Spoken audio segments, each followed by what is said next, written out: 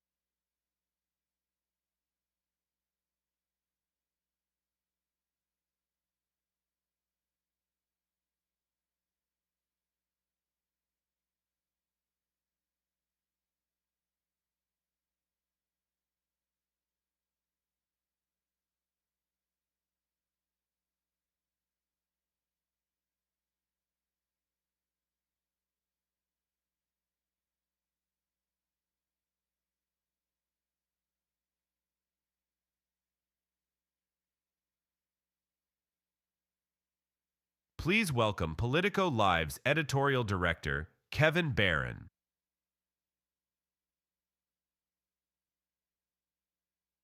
Hello, good afternoon. How's everyone doing today?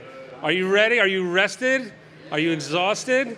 It's only day 2. You cannot be, she's ready, good. You cannot be tired, it's only day 2. So welcome to Politico's programming here at the CNN Political Grill for day 2. My name is Kevin Barron, as you heard. We're very excited to have you in person or online if you're watching on Twitter or our homepage, wherever it might be. We have a great lineup. We have a busy lineup from now till, I don't know, what, 7 o'clock or something like that. We have a whole lot of big names. We got a couple governors. We got Senator Warner. I see Peter Spiegel in the front row. Nice to have you here. You know, it's been a good.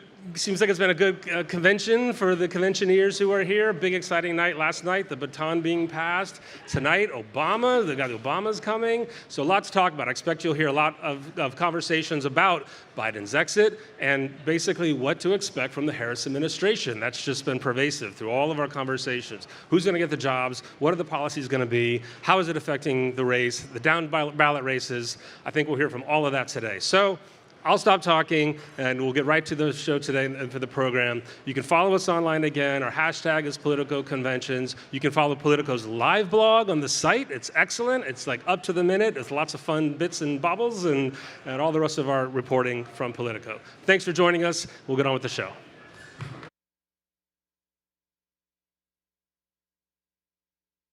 Please welcome Politico senior writer Ankush Khardori and Florida Representative Maxwell Frost.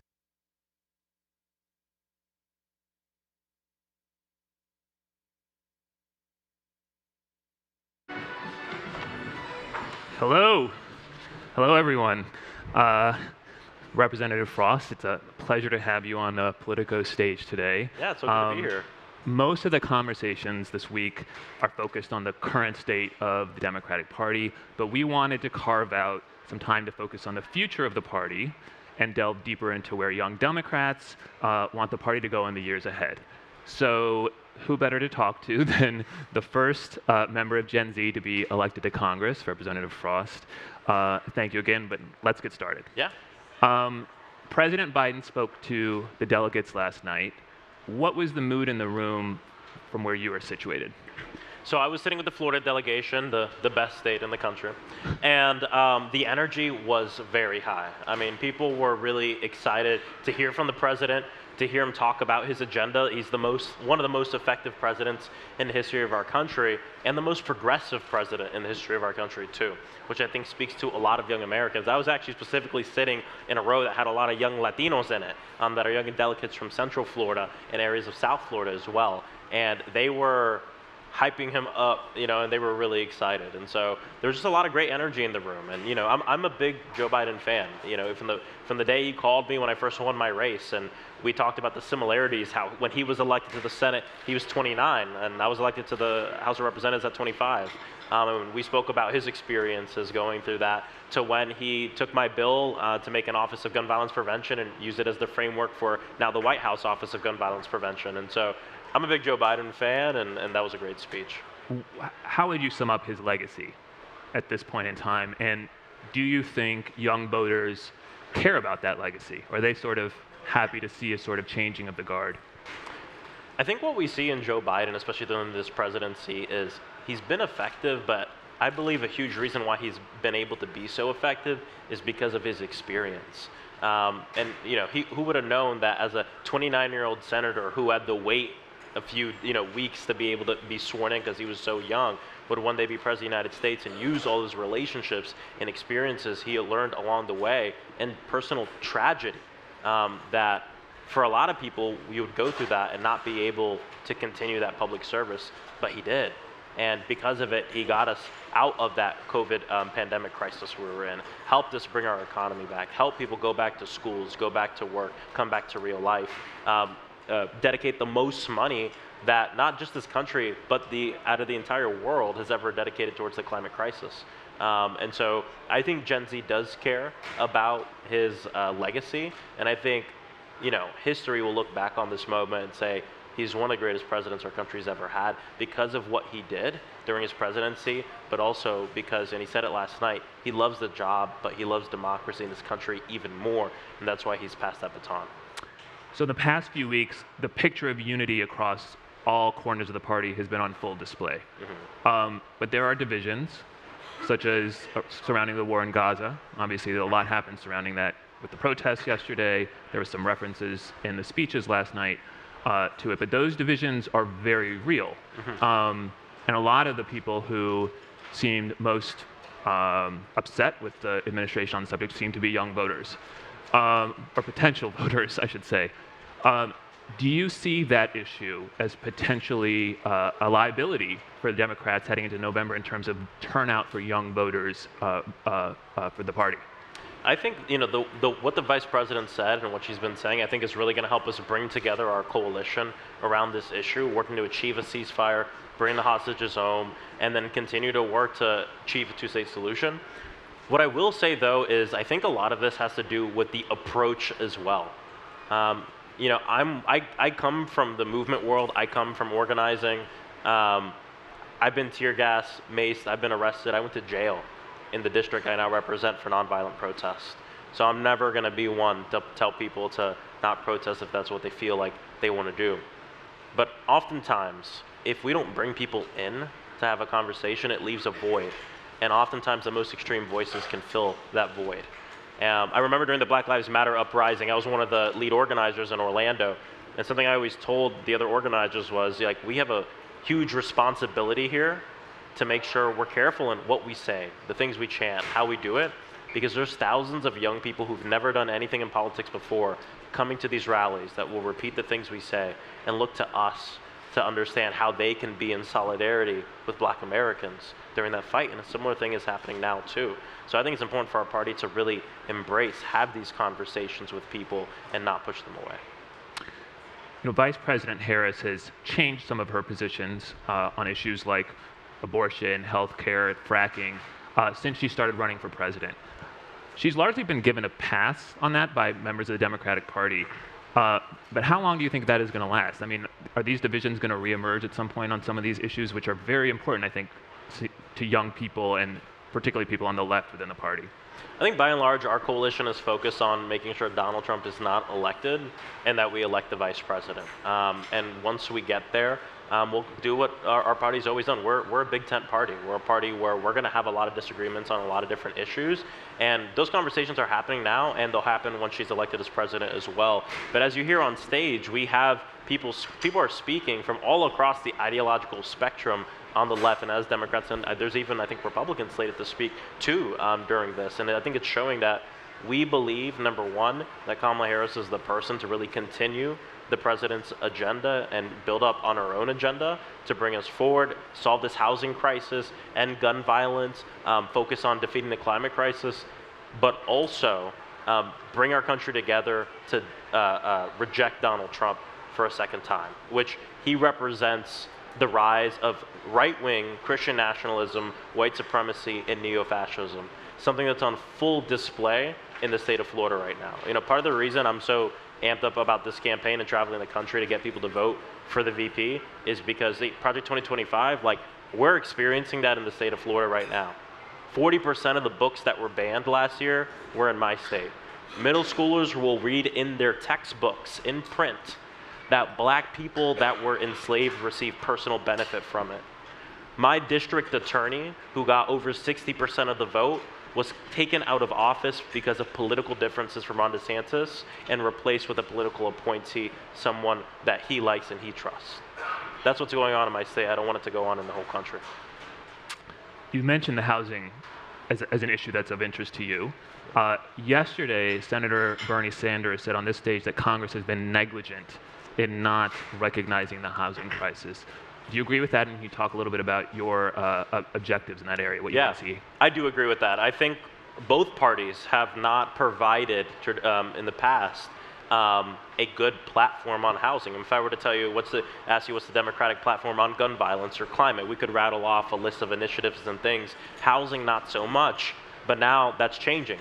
You know, Kamala Harris, one of the first policy platforms she put forward is on housing. I think this is one of the most important issues, especially for young people. During my campaign, when the rent hike moratorium was lifted, my rent went up by a lot in just a month. I was priced out of my apartment. I was houseless for 2 months. I ran out of all my money trying to figure out where to live. And during that moment, I was like, well, at least if I win, I won't have to deal with this anymore. Well, then I get elected. I find out I need a new apartment in DC because I'm going to live up there half the year. And I get denied to every apartment I applied to because my credit was so bad because I was living off my credit cards and Ubering while I was running for office. So I didn't choose the housing issue. It kind of chose me. It's one of the reasons why it's one of the things I've been focused on. I have a bill called the End Junk Fees for Renters Act, which is really completely based off of my experiences as a renter and the way that our power in the marketplace has just gone down year after year after year. What this does is end junk fees, things that legally your landlord has to provide for you anyway that we're getting nickel and dimed for. Trash fee, lawn fee, this fee, that fee. In my district, we found a few apartment complexes that charge tenants $40 to $60 every time they call, text, or email the landlord. That's illegal in the state of Florida. We have almost no tenant protections. The other thing my bill does is eliminate credit scores as the end-all be-all of determining whether or not you should be able to rent or not. Studies show, number one, credit scores are not a good indication on if someone's going to pay their rent. And number two, when a working or working poor person falls on hard times, the top thing, or the last thing that they cut from is their rent. It's the last thing they will cut from. The first thing they'll cut from, food and medicine. The sorts of things that you're talking about, that Vice President Harris has been talking about in this area, require congressional action, right? If Democrats don't win both chambers this fall, do you think it's still going to be possible to get some kind of deal done working with Republicans? Hopefully, and to be clear, something I've been hearing from the Vice President that I love, that I really haven't heard much before, is she's being honest with the American people. When she's talking about these platforms, she's saying, give me a Democratic House and Senate, and this is what we can do. She's also, speaking about the future, been talking about what she can do without it, using the departments that she'll be directing. And so I think that's really important. I think part of the reason we have so much voter apathy in this country, 50% of this country doesn't vote, is because they've been lied to generation after generation by politicians who have told them, vote for me and this will happen tomorrow. And that's not how this system works. So I understand why there's so much skepticism in this. And at the same time, as many Republican leaders are defunding our public education and civics are being taught less and less in our schools, this is what happens. And so we have a responsibility as electeds to not BS our constituents. That's something I did in my campaign. I never made campaign promises on vote for me and this will happen. I promised what I would fight for. I promised things I would do. I never promised outcomes because I know how this position works. And I want my constituents to see me not on top of them, but part of this fight, just in a different place on their behalf. We also had Senator Chuck Schumer here yesterday with my colleague, Rachel Bade, who asked him twice whether he would support term limits for Supreme Court justices. I know the Supreme Court is a subject that's of great interest to you. Senator Schumer dodged that question both times. Now, you co-sponsored articles of impeachment for Justices Clarence Thomas and Samuel Alito. You supported term limits for the justices. You said that the court is completely corrupt and that it's important that the American people see that we, the Democratic Party, I presume, don't think this is okay. What does it say to you that Senator Schumer, the Senate Majority Leader, one of the most powerful people in your party, will not publicly back this effort? Well, I think that all Democrats should be behind this. Like I said, and not just Democrats, everybody should be behind this. Here's the problem. Whether you're a Democrat or Republican, it doesn't matter your ideology. When the American public starts to lose faith in our critical institutions, that's part of what shows a democracy that's taking many steps back. As you might know, the United States was put on a list a couple years ago of democracies in the world that are sliding. This is part of it. People are losing faith in our institutions because of corruption.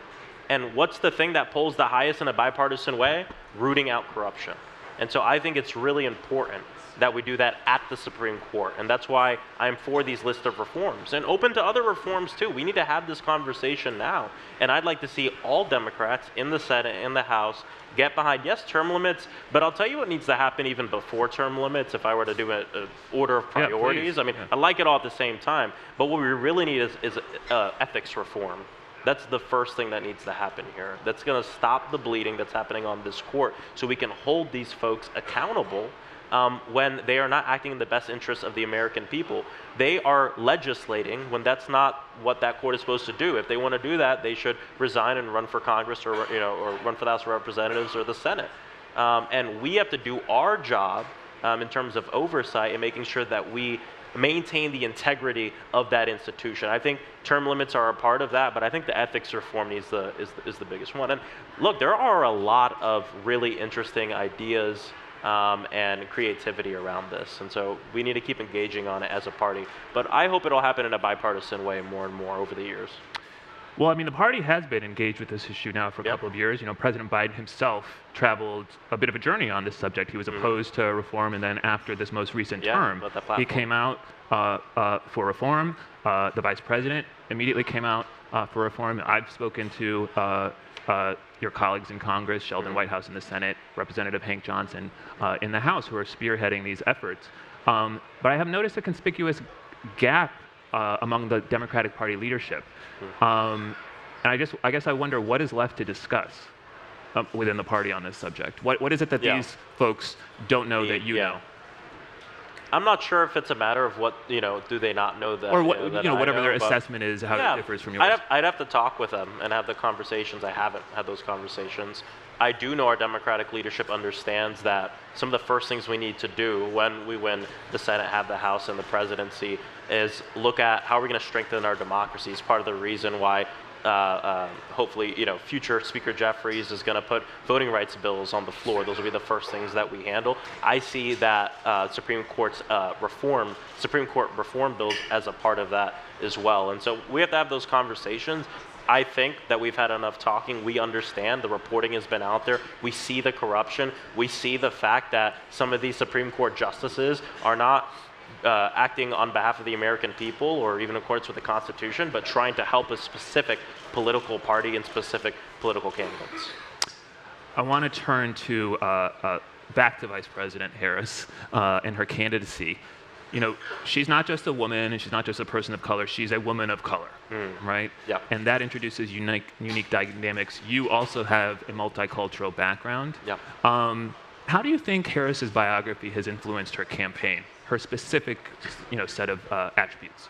Yeah, I appreciate this question because, there's something said last night, I think Rep. AOC said it, that, she's for the middle class because she's from the middle class. And I think this is in a similar way. We talk about intersectionality and all these different things, but for someone like Kamala Harris, this is her life, right? Having, being mixed race, understanding different cultures. And this is what our country is. I mean, me too, right? I was adopted. My mom is Cuban. My dad's from Kansas. My dad's a musician. My mom's a teacher. My biological mother is Lebanese and Puerto Rican. My biological father is Haitian. So I had a lot of identity crisis growing up. But I represent one of the most diverse districts in the country. And so when I think about the issues, I'm thinking about them through that multicultural lens. How does this impact different cultures? How does it impact different people? And it's the same thing with the vice president. And I think that enhances her ability to legislate and advocate in the right way. The point of Congress is supposed to be representative of the American people. Why do we want it to be representative of the American people? Because as we're solving the problems of today and the problems of the future that we don't even know about yet, we want the most experiences represented so we all come along for that journey. And when you have individuals who carry multiple experiences in the same person, that's an asset. And so that's exciting for me. And it's unfortunate that Donald Trump, J.D. Vance, and a lot of the Republican Party have, really denigrated themselves in this conversation to baseless racist attacks on the vice president. Can you talk a little bit about those attacks and how do you think the media has handled this subject? Well, I mean, I'm going to be very blunt. When I first started hearing Republicans call her, a DEI hire, and then it went from that to something else. It went from a DEI hire to calling her a DEI. They would call her a DEI. To me, the way that you're saying that, the context, that you're saying it, you could replace DEI with racial slurs, any racial slur. You're saying anything but the N-word. That's the way I feel about it. When you have someone like Donald Trump going and talking about her mixed race identity, saying she was Indian and then she turned black, not only does this show his ignorance, but it shows his inherent racism. Because I believe that he believes that there was nothing wrong with what he said. And so I think that shows inherent flaws in who he is. How do you big it at heart. How do you think the media has done in this area? Yeah. Intersectionality, has sort of become a loaded word in some parts of the political sort of culture, particularly on the right. Yeah. And it doesn't seem like the media has done a particularly great job in this area. I agree. I mean, number one, when I went on the news and talked about the fact that I saw a lot of these charges being racist, I got hammered online. And as I was looking online and hearing folks talk and puns and stuff, I didn't really hear people making that connection in a good way. But there were a lot of reporters and journalists that were talking about how some of these comments made on mixed race Americans were offensive to people of many different racial backgrounds. And I think that was really important too. I did a few interviews on that. But I think we need to have more of this conversation. It shouldn't be, and I agree, I don't even really use the word intersectionality out in public right now, because for me, this is just about who we are, like as humans, as people, who we are, who our parents are, where we come from, what we love, what we eat, music we listen to, and how we behave. And that's just human. That's the word I like to describe with it. And so I don't like to make it harder to understand than it is. People should be validated for who they are, where they come from. That's true freedom. That's what it means to be free in this country. That's not what Donald Trump stands for. Well, I could ask you a lot more questions. This has been we're short on time. It's been a very interesting and insightful conversation. Thank you so much for your time. Thank you. I appreciate it. Thank you.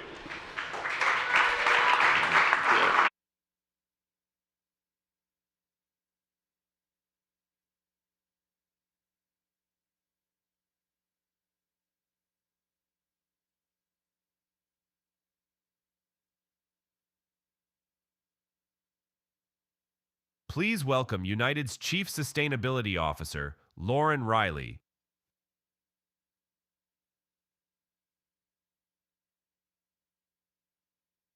All right. Well, good afternoon, and thank you for joining me today at this very historic moment.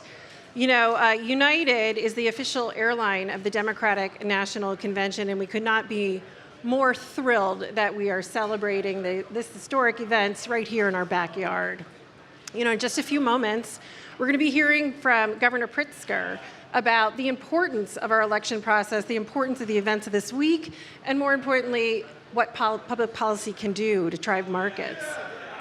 I'd like, though, to take a couple of minutes before we start to talk about a public policy success story, which is very important to me as the Chief Sustainability Officer at United Airlines. Together with Governor Pritzker and the state of Illinois, we were able to enact some change that brings us a step closer towards a future of sustainable flight.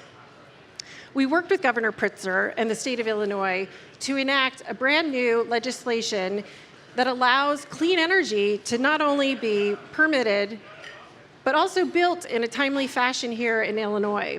And inclusive in this legislative package from the state of Illinois was a tax credit, the very first of its kind in the United States, for sustainable aviation fuel. Sustainable aviation fuel is critical to aviation. It is going to enable us to reach our goals of net zero that we all know that we need to work together to reach. It is chemically identical to the fuel that we fly every single day, but without the emissions, because it's derived from renewable resources or waste byproduct. We need sustainable aviation fuel to achieve our climate commitments. Because of that policy that Governor Pritzker and the state of Illinois put together, we were able to be the first airline just last month to bring sustainable aviation fuel into O'Hare, which means all of you here today that are departing on a United flight out of O'Hare, you'll be flying on some amount of sustainable aviation fuel. So I hope you recognize that as you depart the great events and celebrations of the week. This could not have happened without supportive policies. This could not have happened without the foresight and the leadership of the state of Illinois, Governor Pritzker, but then also the federal policies we're seeing in the Inflation Reduction Act. When you take the federal policies, of which we have the very first tax credit for sustainable fuels in that policy as well, and you couple it with state policies like we have here in the state of Illinois, we're actually able to drive change in markets that wouldn't otherwise exist. United would not have been able to bring sustainable fuels to O'Hare without the policies that we're seeing at the state and federal levels. And it's not just the state of Illinois that we're seeing this activity happen. We're seeing interest in Minnesota, the state of Washington, even Nebraska, and everywhere else across the country that are looking for ways that we can take public policy to drive the kind of change that we all know that needs to happen. And so, for public policymakers and the private sector to work together, I know that we can really advance our goals towards a future of sustainable flight, and I look forward to hearing our next speaker, Governor Pritzker of the state of Illinois. Thank you very much.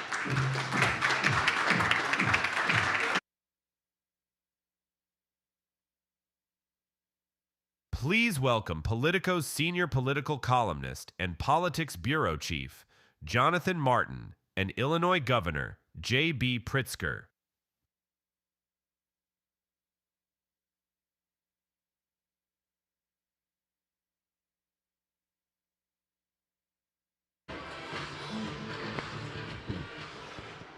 Well, thank you all for joining us here at day 2 of the Democratic Convention in Chicago, city of broad shoulders, hog butcher of the world, Windy City. What else you got? Well, I mean, best pizza in the world. Here we go. Here we go. Yeah, we can start going down the list. Wiener Circle for a hot dog. Governor, let's start with the easy stuff. Can you look into this audience, look them in the eye, and tell them that if they come back to Chicago for Valentine's Day, maybe a Valentine's Day getaway, romantic weekend, do you guarantee the same weather outside next year? And if not, would you personally compensate all of them for their expenses? Well, actually, all the Chicagoans in the room already get compensated to tell people that the weather is like this all year round, right? So we got it covered. I was reading my Sun-Times today, and there was a story in there from your appearance at the Illinois delegation breakfast in which you were talking about the possibility of running for a third term. The junkies in the room will know that there's no term limits for governors in Illinois. And of course, Governor Thompson famously served for I think 16 years? 14 because they years. changed the Constitution. So his first term, and I cannot imagine this, his first term he won and then had to turn around and run 2 years later. So you're basically like never actually governing, you're just running. So he did that for quite a while. Anyway, so now it's off-year midterm elections. Instead of what it was previously, right. Exactly. So, and your comments were something to the effect in the story of you seem pretty open to the idea, perhaps even intrigued by it, but that there actually are term limits that we don't know about in the state of Illinois, at least in the Pritzker household. That's right. Tell us about that. Well, first of all, when you say I'm open to it, I mean, just saying nothing, I guess, means you're open to it. It does. And I was just pointing out to everybody that since we don't have term limits, there's really only one term limit that really matters, and that's my wife. And she has not expressed a preference one way or the other. We'll find out, no doubt, sometime in the next 2.5 years. But there was some encouragement. The Speaker of the House and Senator Duckworth, both on the record in that story, conveniently urging you to seek a third term. So obviously, so your allies do want you to run. Where is your head on that right now? If you had to choose, literally this afternoon, would you run for a third term? Well, I got to say, I was adding it up. I think that was 4 votes. So I've got 4 votes so far, everybody. Maybe there's a little more to go to get there. I think I won 2.4 million votes when I ran baby for governor. Baby steps. So baby steps, exactly. So just 4 at a time, you can get there. Yeah.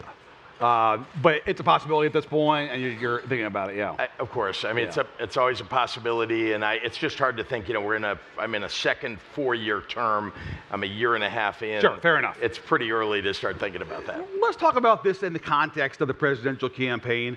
Obviously, this is a hugely important race for the country and for the world, but it's also enormously consequential for states. Yep. Governor, you have been the governor of this fine state under President Trump and under President Biden. Tell us what you think another President Trump administration would look like from the perspective of somebody who was a governor when he was president. What was that like, really sort of day to day, week to week? Tell us about that.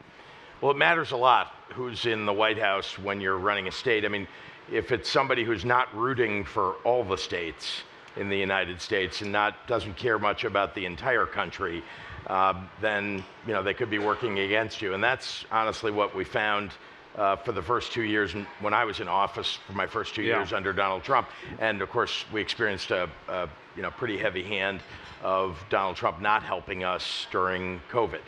And so I can only imagine what it would be like to have 4 years for Illinois of Donald Trump, who has called Chicago names and seems to hate the state of Illinois. In fact, he doesn't like any state that doesn't support him. I found that when you run in the state of Illinois, we have a lot of Republicans. The Republican opponents that I've had have gotten around 40% of the vote. But when you become, you're fighting, throughout the campaign. But once you win, you got to serve all the people of the state. And the same thing for a president. You fight to win in the swing states and all the other states that are on your side. But once you become president, you're president of all the states. But we didn't get that under Donald Trump. When you became governor, you went to the White House when Trump was president. I think it was one of those NGA dinners. For those of you that don't know, the NGA winter meeting takes place every February in D.C. There's usually a dinner at the White House with the governors and the president on the Sunday or Monday of NGA. And I think there's a story, in fact, it may have been in our book, which you can buy on Amazon.com today. This will not pass. Buy two, I think. Buy two if you like. If you don't mind. Toothbrush for one. Where he was intrigued by you, and like, I guess because he knew that you were a wealthy executive, and Trump is sort of curious about wealthy executives, and he sat you, I think, at his table or something like that, right?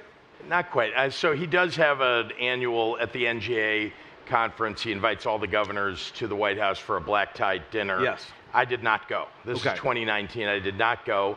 But I was at the White House when I became a governor-elect. Okay. He invited all of the Democrats and Republicans, and this is 18, yeah. Yeah, 2018, about December. Okay. And so Gretchen Whitmer and Brad Little, and you could go down to Ron DeSantis, Tim Walz. It was everybody, Democrats and Republicans. Sure. And I don't know about if he was intrigued with me, but remember, I had run, for those of you in Illinois, you may remember that every time I got up to speak as a candidate, I would start out by saying, everything we care about is under siege by a racist, misogynist, homophobic, xenophobic president. That was the beginning of besides that, every stump speech. So you can imagine, I thought, going to the Trump White House for the first time. He would know that context. Well, and I just thought, either he's not going to talk to me, he's not going to look at me, I'm not going to have a great interaction. Right. But I had to go, of course. He's the president of the United States. Right. And, but oddly, it was the opposite. It was like everybody that worked for him and he seemed to, favor me in a way. I literally saw him walk right by Ron DeSantis in order to throw his hand out to shake my hand before anybody else's. Yes. It was strange. I don't know what the motivation was, but I can say, when I walked out, and by the way, some of you know Quentin Fulks, who ran Raphael Warnock's campaign, won, and is now the chief deputy campaign manager for Kamala Harris, and was for Joe Biden. He was my deputy campaign manager, and he and I went together to the Trump White House, and they split us up at the beginning, and so he went one way, I went the other, and we're 3 hours apart, and then we got together as we were leaving. And frankly, I thought the whole thing was strange. The experience that I had where people are treating me, Kellyanne Conway is being nice to me and telling me, what a great job I'm doing in the state of Illinois, or that I will do in the state of Illinois. And Quentin Fulks and I met up, and as we were walking out, before I could say anything, he said, I just had the strangest experience. And he had had something of a similar experience with all the staff, senior staff that had come with governors. So again, I can't explain it, but yeah, that was my kind of first, at least live encounter with Donald Trump at the White House. And Trump's instinct to sort of be somebody's friend, to get them to like him, and saw you as somebody in the hotel business, and perhaps I don't know. Honestly, we can make up a lot of reasons. I never got a chance to ask him. I didn't want to. But things went south from there, to put it mildly. Well, actually, in my first year in office, we really didn't have a lot of interaction, at least directly. It was COVID. Staff to staff. And then COVID came, and the first interaction was not bad. I actually recounted this. I'll recount it to all of you. But of course, it was around March 20th or so, and you remember the dates. Every day seemed like a year, March of 2020.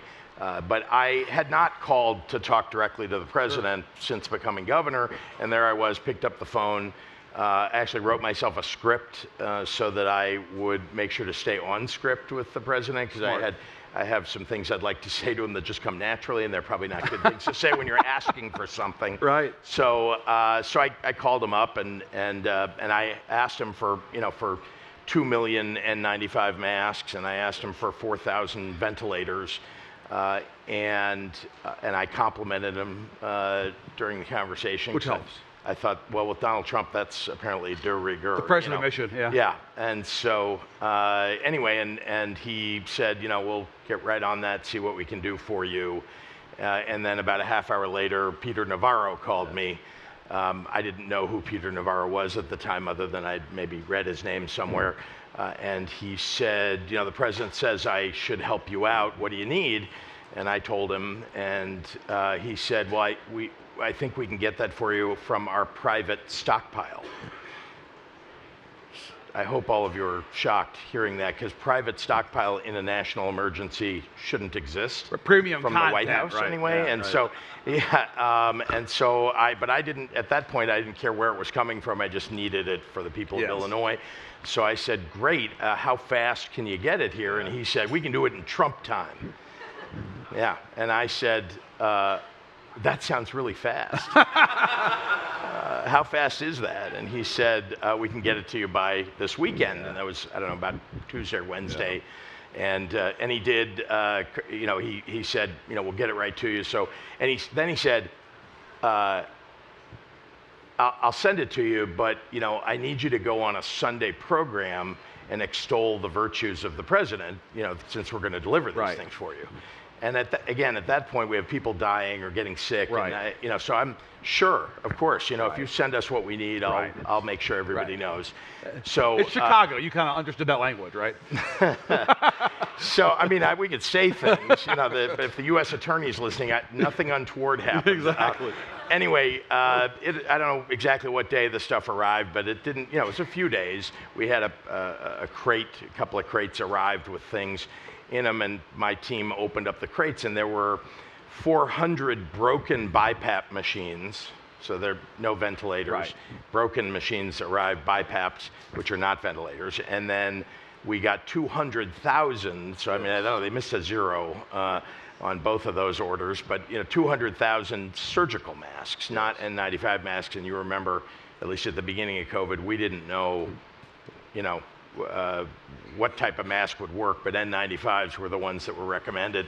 So all that stuff arrived, and not what we asked for. And I did go on a Sunday program, and I told them exactly what happened. It was like the Trump stakes of personal protective gear. Indeed, yeah. Trump University and all the other, I think there were things caught up in that 34-count fraud conviction, maybe that seemed related to this. But no, anyway, that was, as you can imagine, from that moment on, and it wasn't just me. I mean, all the governors that asked for things, maybe with the exception of Andrew Cuomo, who got a ship, you may recall.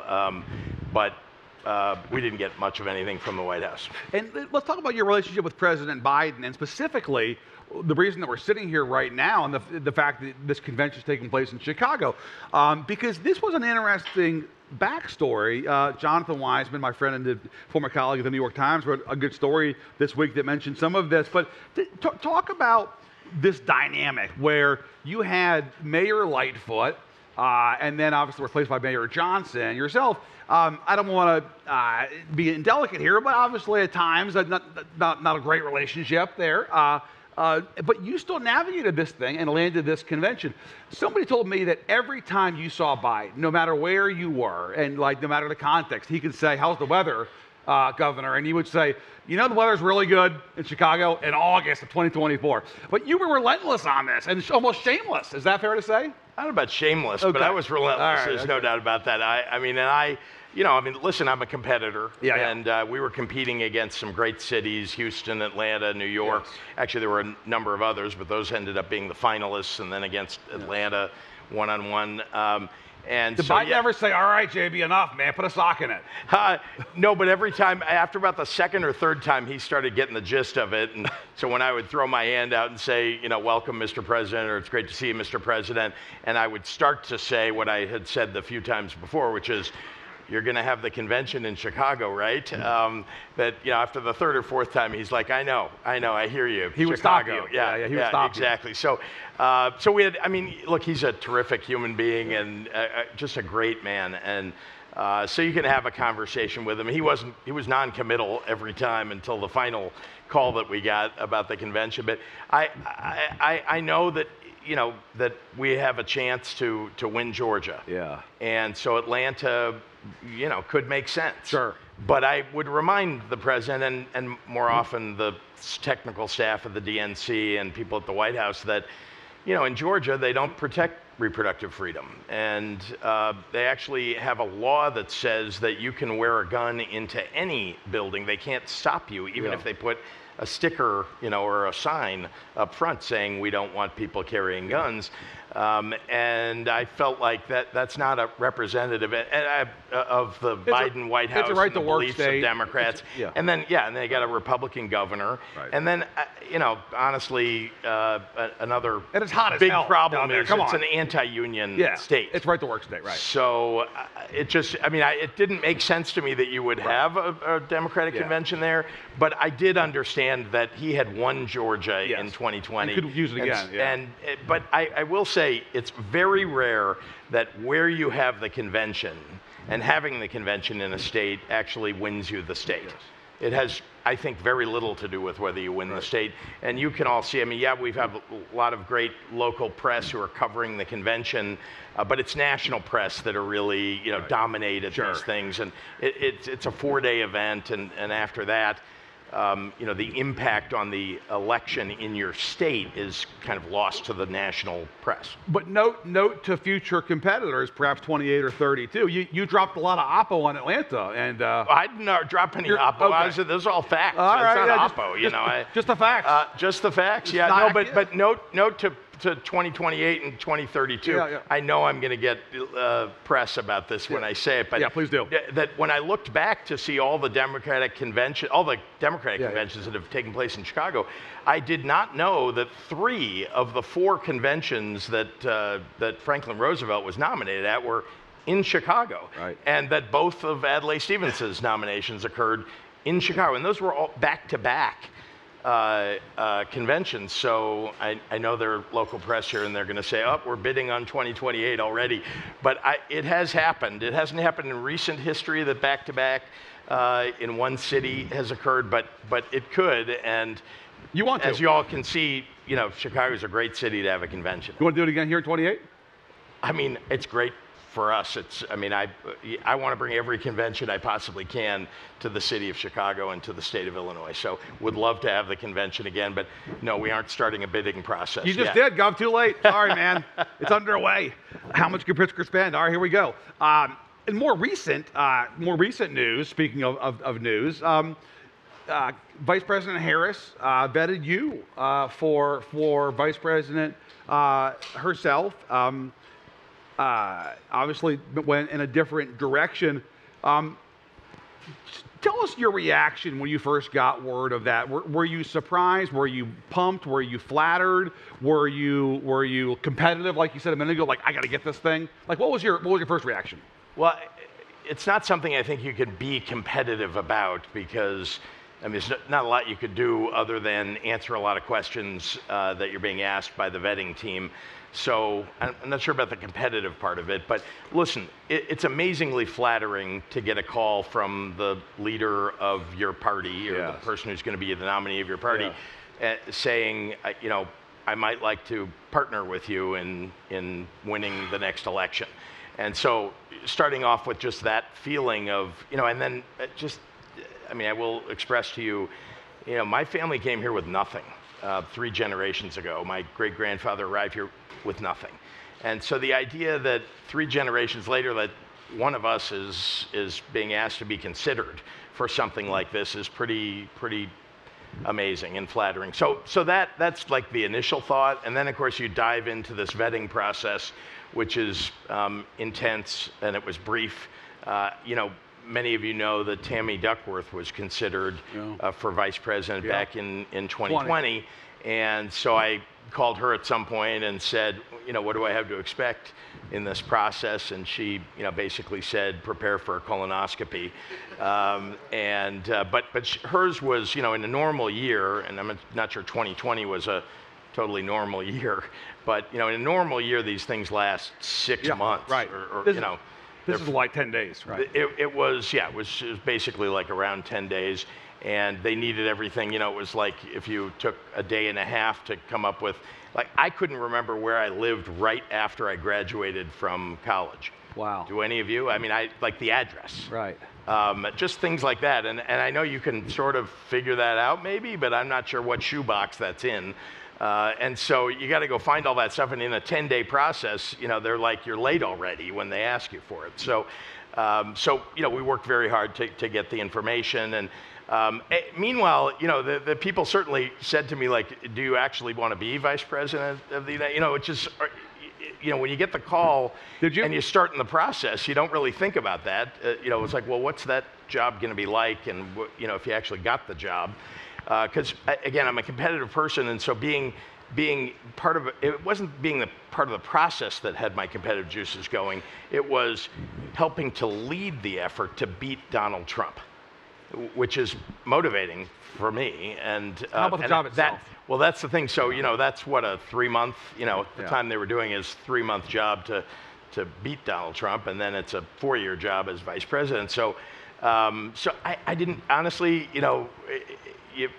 The sense is that you want to do the best you can for your party, for your party's leader.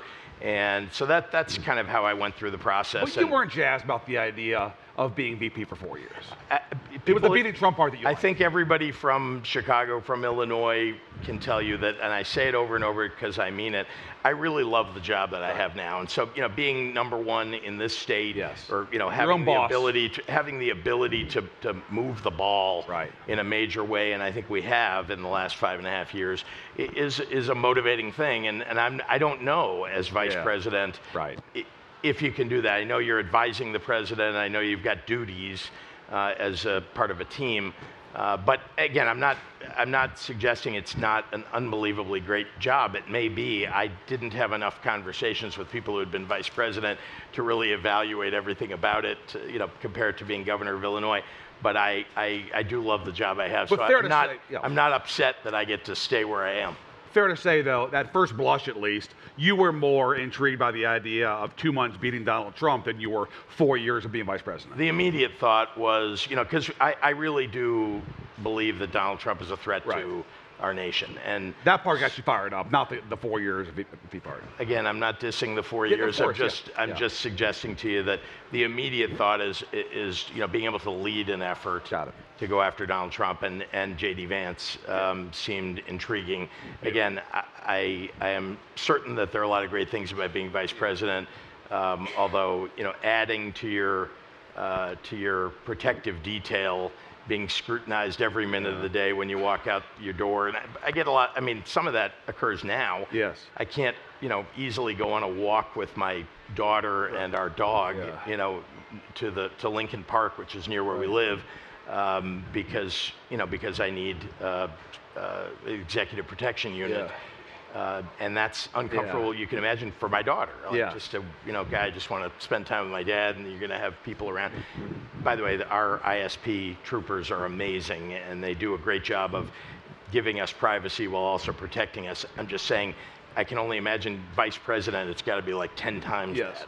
And you're going to like funerals of foreign leaders on 14-hour flights that you didn't even know, and having to give a eulogy that. That's your summation of being vice president. Well, that's part of the job, Gov.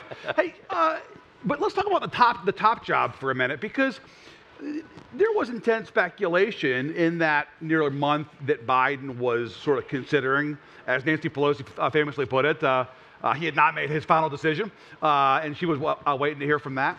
That you could get into the race yourself if Biden did eventually drop out. You chose not to get into the race when Biden did, in fact, drop out. Tell us how seriously you thought about that possibility. I did not. It wasn't like I made a choice not to get into a race. First of all, the fact is that, again, completely flattering that people have talked about me in the context of being a candidate for president, not something I imagined when I ran for governor or even being governor for a while. My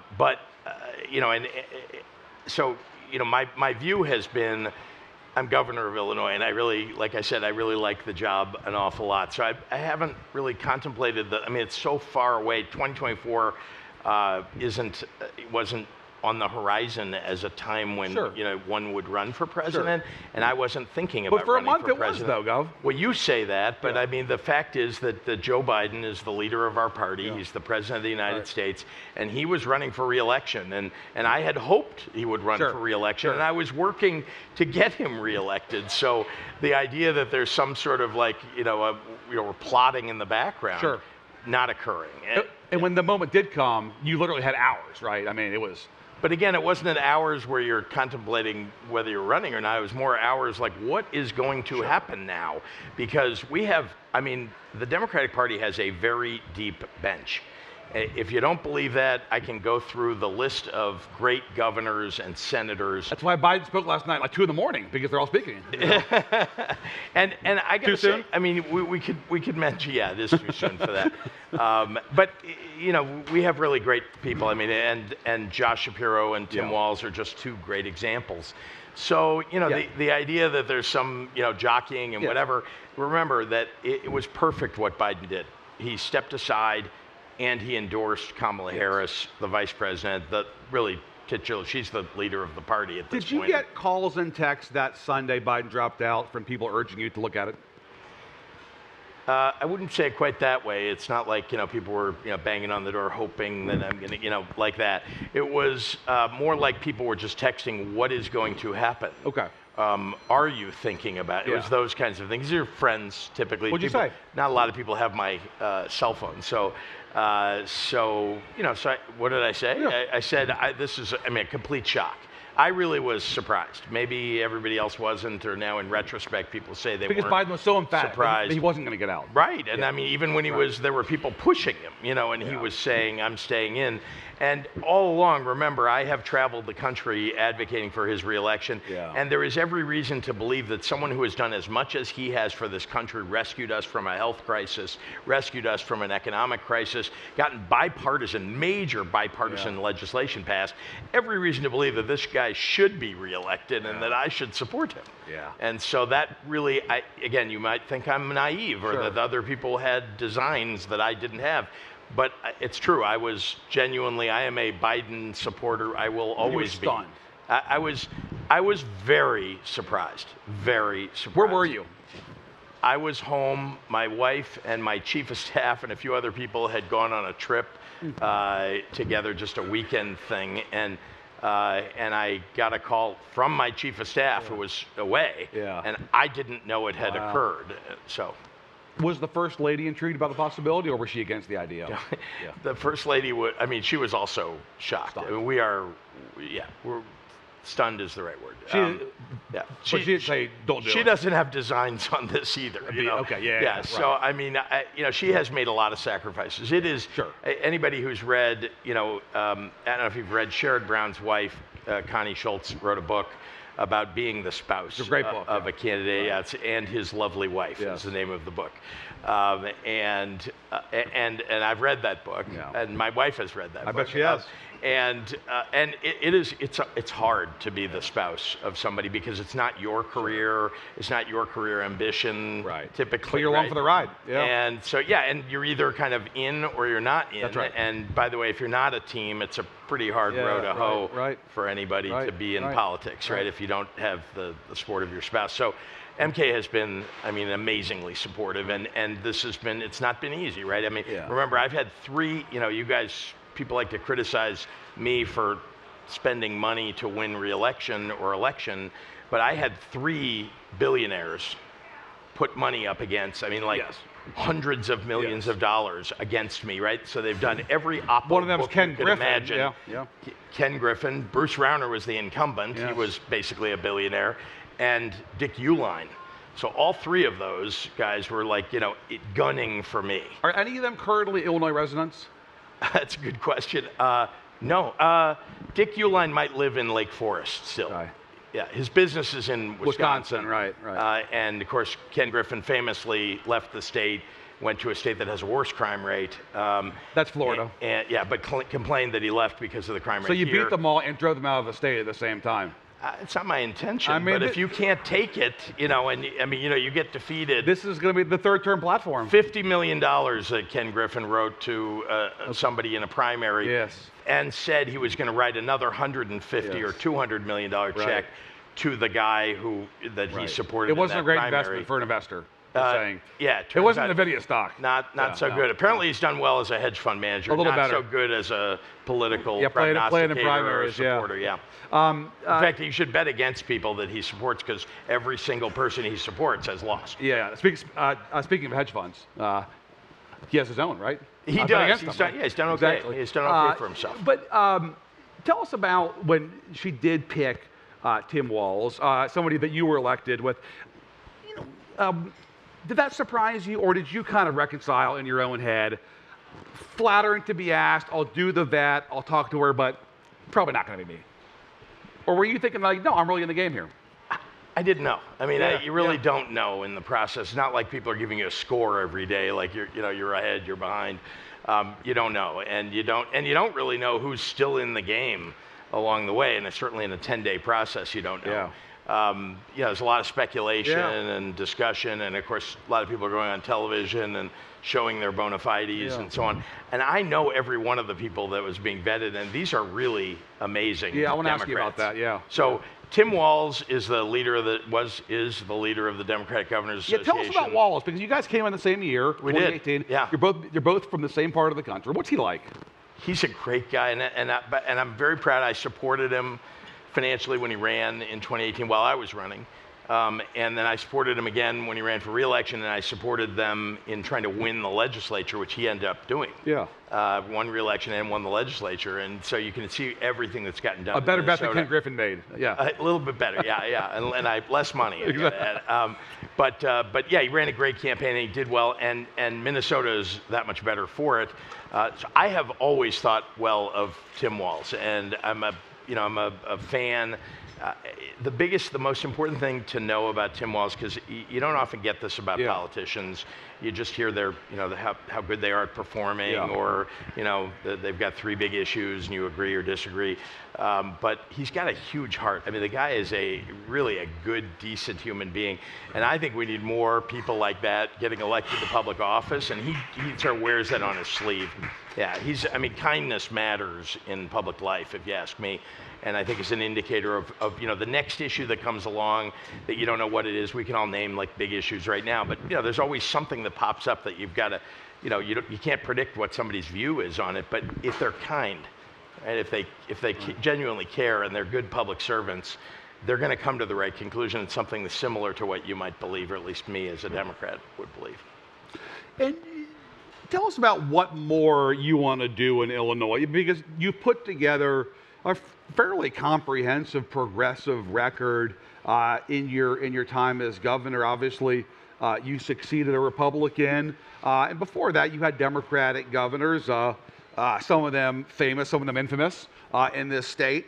But you had a long-serving Democratic speaker in Mike Madigan, and so it wasn't really until you became governor and Madigan went on to other pursuits, shall we say, that you had a really progressive majority in Springfield to get a lot of stuff done.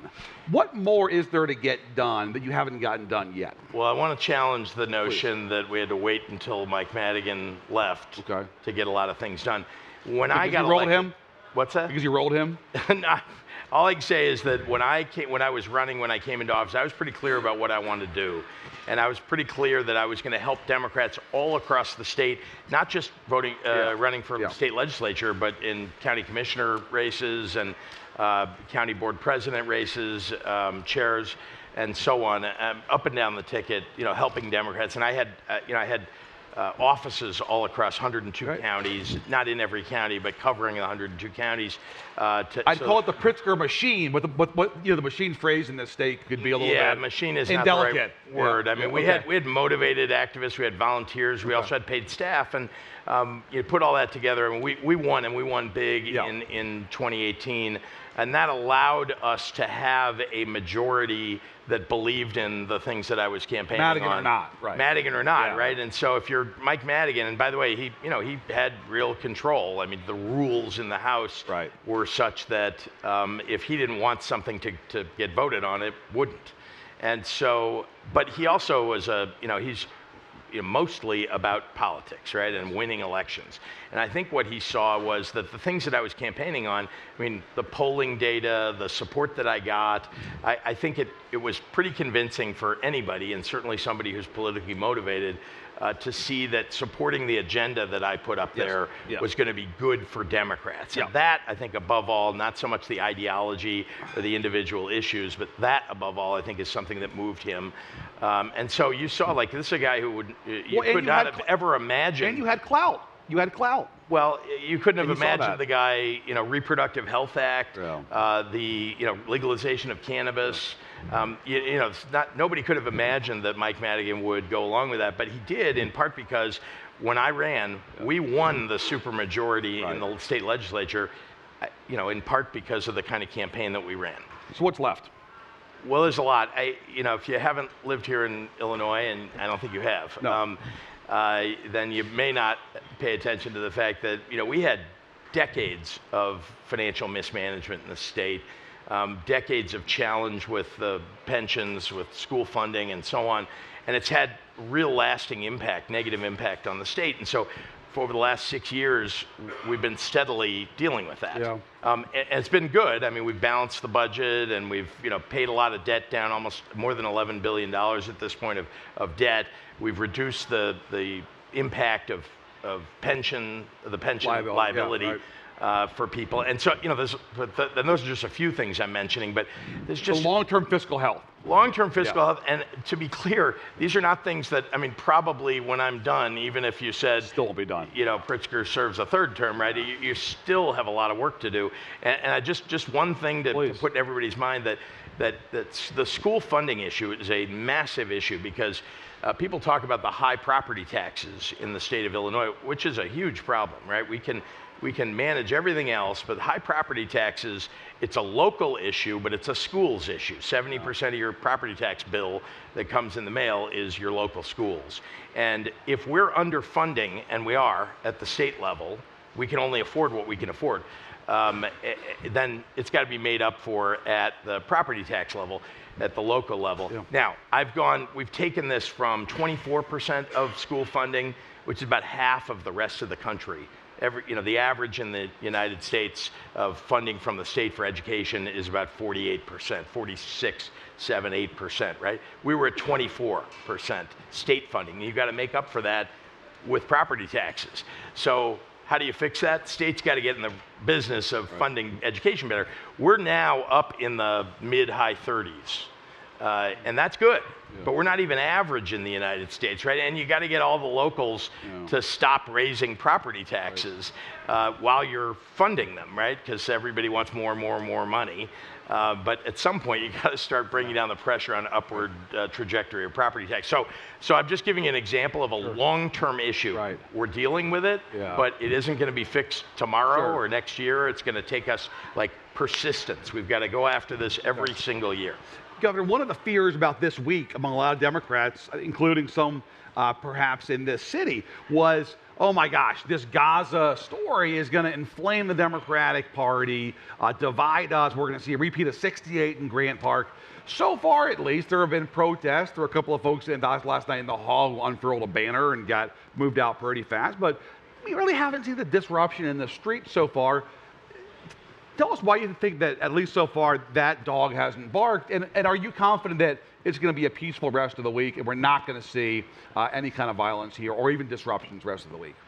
Well, I want to remind you that Cook County has the largest Palestinian American population of any county in the United States.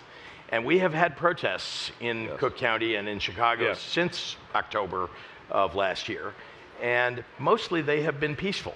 I mean, sometimes they are somewhat disruptive, they're blocking traffic or something else, but they are mostly peaceful. And there are mostly responsible people who are engaged in these protests. And so from a perspective of, will there be a problem, at least in terms of what we've seen in Chicago, I'm not saying we don't anticipate or worry about there being a problem because people are coming from outside of Cook County and all over the country to protest. But I have to say, I mean, there's a lot of planning that's gone in, a lot of planning. We have not a new, but an experienced superintendent of police in Chicago who is relatively newly made the superintendent, a year and a quarter, a year and a half.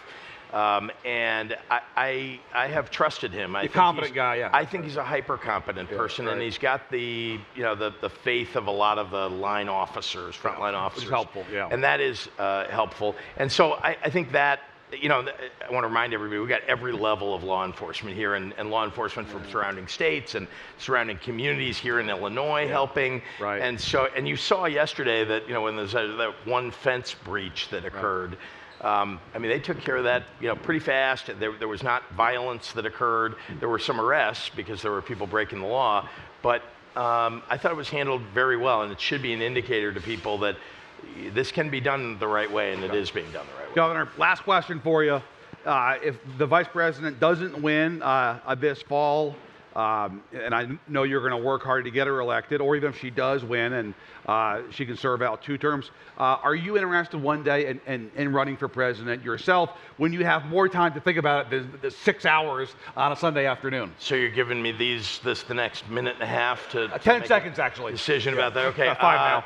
Yeah, done now, Okay. right? No, that is not something that I've been thinking about, honestly, and I can't even, I mean, I cannot think past November 5th. We have got to win, because Donald Trump is, I mean, detrimental to the future of the country, and I'm going to do everything I can. I've got to obviously do my job as governor, but everything else, you know, that every bit of time that I have that I can help, I'm going to help. If he does win, though, the blue states are going to be a bulwark against him the same way that they were when he won the first time around. I mean, there was really a sort of de facto coalition of blue state governors who had worked in tandem. That's going to happen again, right? Yeah, but remember, we're also going to be defending ourselves against the onslaught of the federal government by a guy who's probably seeking retribution against people that didn't support him. And it's not just governors, it's just, you know, he hates Illinois and he disses Illinois all the time. Right. Because there's no chance that we're going to elect Donald Trump here. Right. And he will do that about any state that will have voted against him that he doesn't think he needs. And he doesn't, because this will be, if he did get elected, it would be his last term. The danger is so high that I just have to think about, I'm going to be fighting like heck. Right. You know, this is going to be, it'll be a very, very difficult 4 years for the entire country, not just for Illinois. I think it'll be hard for everybody, and particularly for people who are going to have their rights taken away. And I think always first about reproductive rights that are going to be taken away. So that's not a no on the possibility of running for president down the road yourself. So I have to make some definitive response. No, you could if you wanted to. I will. I'll tell you. Like I said, I really do love being governor of Illinois. So I can't. It is hard for me to imagine doing something else. We'll end on a happy, positive, optimistic note, if you like. What's the most important thing Kamala Harris could do between now and the next 78 days to win this election? You've won twice in a state that, yes, is very blue, but you know, this state is not just Chicago.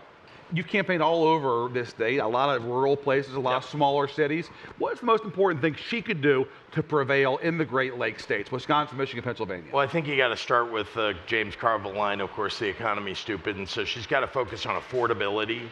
She's got to focus on the kitchen table issues that really matter to everyday folks, right? I mean, being able to send your kid to college or community college, or being able to afford your own retirement, getting a better wage. Those are all things that really matter to people every single day. So that's number one. Yes. Number two, the freedoms that I think everybody understands are going to be taken away if he becomes president. And if they don't understand, we've got to articulate that. She's got to articulate that. So I think those are at least two of, there are probably 3 or 4. But I do not think this election is about 100,000 pages of white paper on every issue you could imagine. And we've seen that before in campaigns. It doesn't work. The American people want to hear that you are addressing the 3 or 4 things that really matter in their everyday lives. And she's doing a good job of addressing those. Should she be open to breaking with President Biden on some issues? Well, I think it's always the case that, you know, 2 people, I'm sorry, but even, you know, Democrats who believe in, right, they're always going to have some things that you don't agree about. But being vice president, I think, means, you know, you're on the team with the president, right? And so you're not going to go stand up and, you know, separately announce that you have a disagreement with the president about something while they're in office, or while they're, you know, while you're on the same team. I think that now that she is the leader of the Democratic Party and the Democratic ticket, there are going to be things that she can, you know, say that she may not have been able to say as vice president. So like what? I don't know what those are going to be. Like Gaza, perhaps? I don't know what those are going to be, honestly, and I haven't seen a lot of daylight between them. on that issue. I know that she believes in the security and sanctity and independence of the State of Israel. Yeah. I also know that she has said and believes in a ceasefire and the return of the hostages, which I think have to go together. Hand in hand. And so those are all Biden's positions, but I don't know what else there is that she might articulate. I can just tell you that I think she's been, frankly, she's smart, she's tough. I think people, this idea that like a woman can't be tough and strong as a candidate because she'll be considered, I don't know, inappropriate or whatever, is gone. I do. I think that most of the public wants a president that is tough and strong. And it doesn't matter what gender they are. And she is, I think, tough and strong, and she demonstrates that every day. I think she's got charisma, and I think she is demonstrating that people across the country in rural areas too, where we think Democrats couldn't do well, are attracted to the kind of leadership that she's going to provide. J.B. Pritzker, the host of the 2024 Democratic Convention, and maybe, folks, the 2028 Democratic Convention. And any other convention Chicago. you want to bring, yeah. Thanks, Gov. Appreciate it. Good to see you. Yeah. Thank you. Thank you all.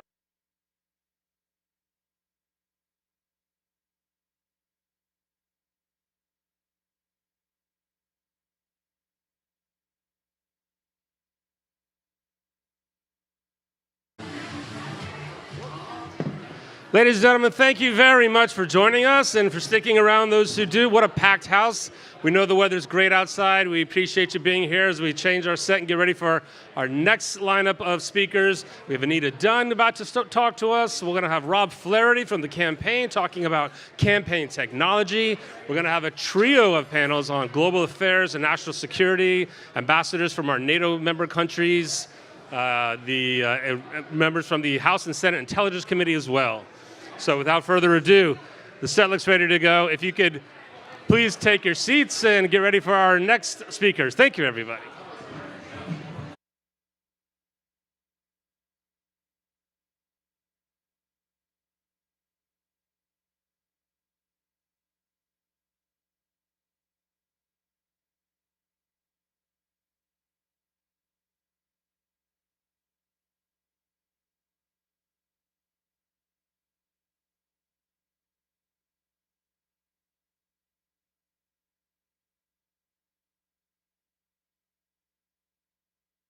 Please welcome Politico's White House reporters Lauren Eagan and Eli Stokols, and former senior advisor to President Biden, Anita Dunn.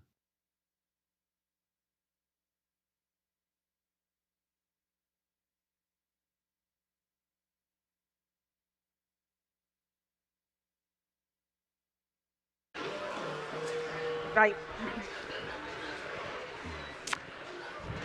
Hi, everyone. Thank you for being here today. And thank you, Anita, for joining us and for sitting down with what we know to be your most favorite newsletter.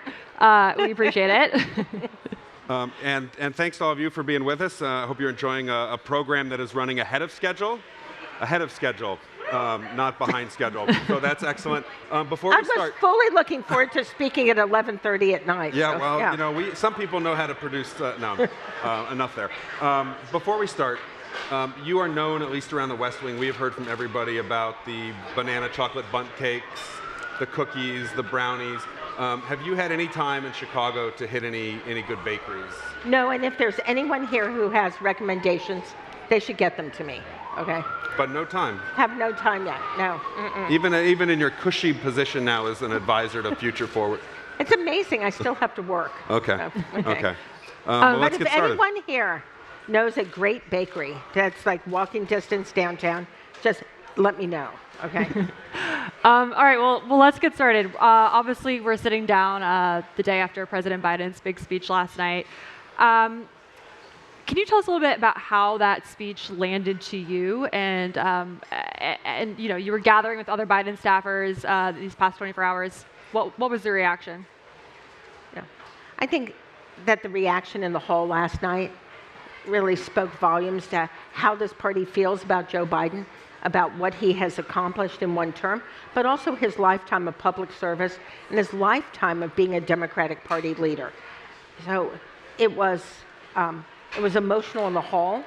I think the party we had after, the Biden staff party, was also emotional, but it was a good evening, and it was an appropriate way to start this convention, and now to move forward with the rest of the convention's business, which is, as the president said, first and foremost, to elect Kamala Harris and Tim Walz. Where were you watching from? I was watching from the hall itself. On the floor? Or? No, I was actually upstairs. Okay. I was told by a number of White House staffers, people in the DNC, like people who worked on the campaigns, that there were a lot of tears shed, that there were selfies being sent back and forth, people, teary-eyed. Was it like that for you? Seeing the actual passing of the torch and the...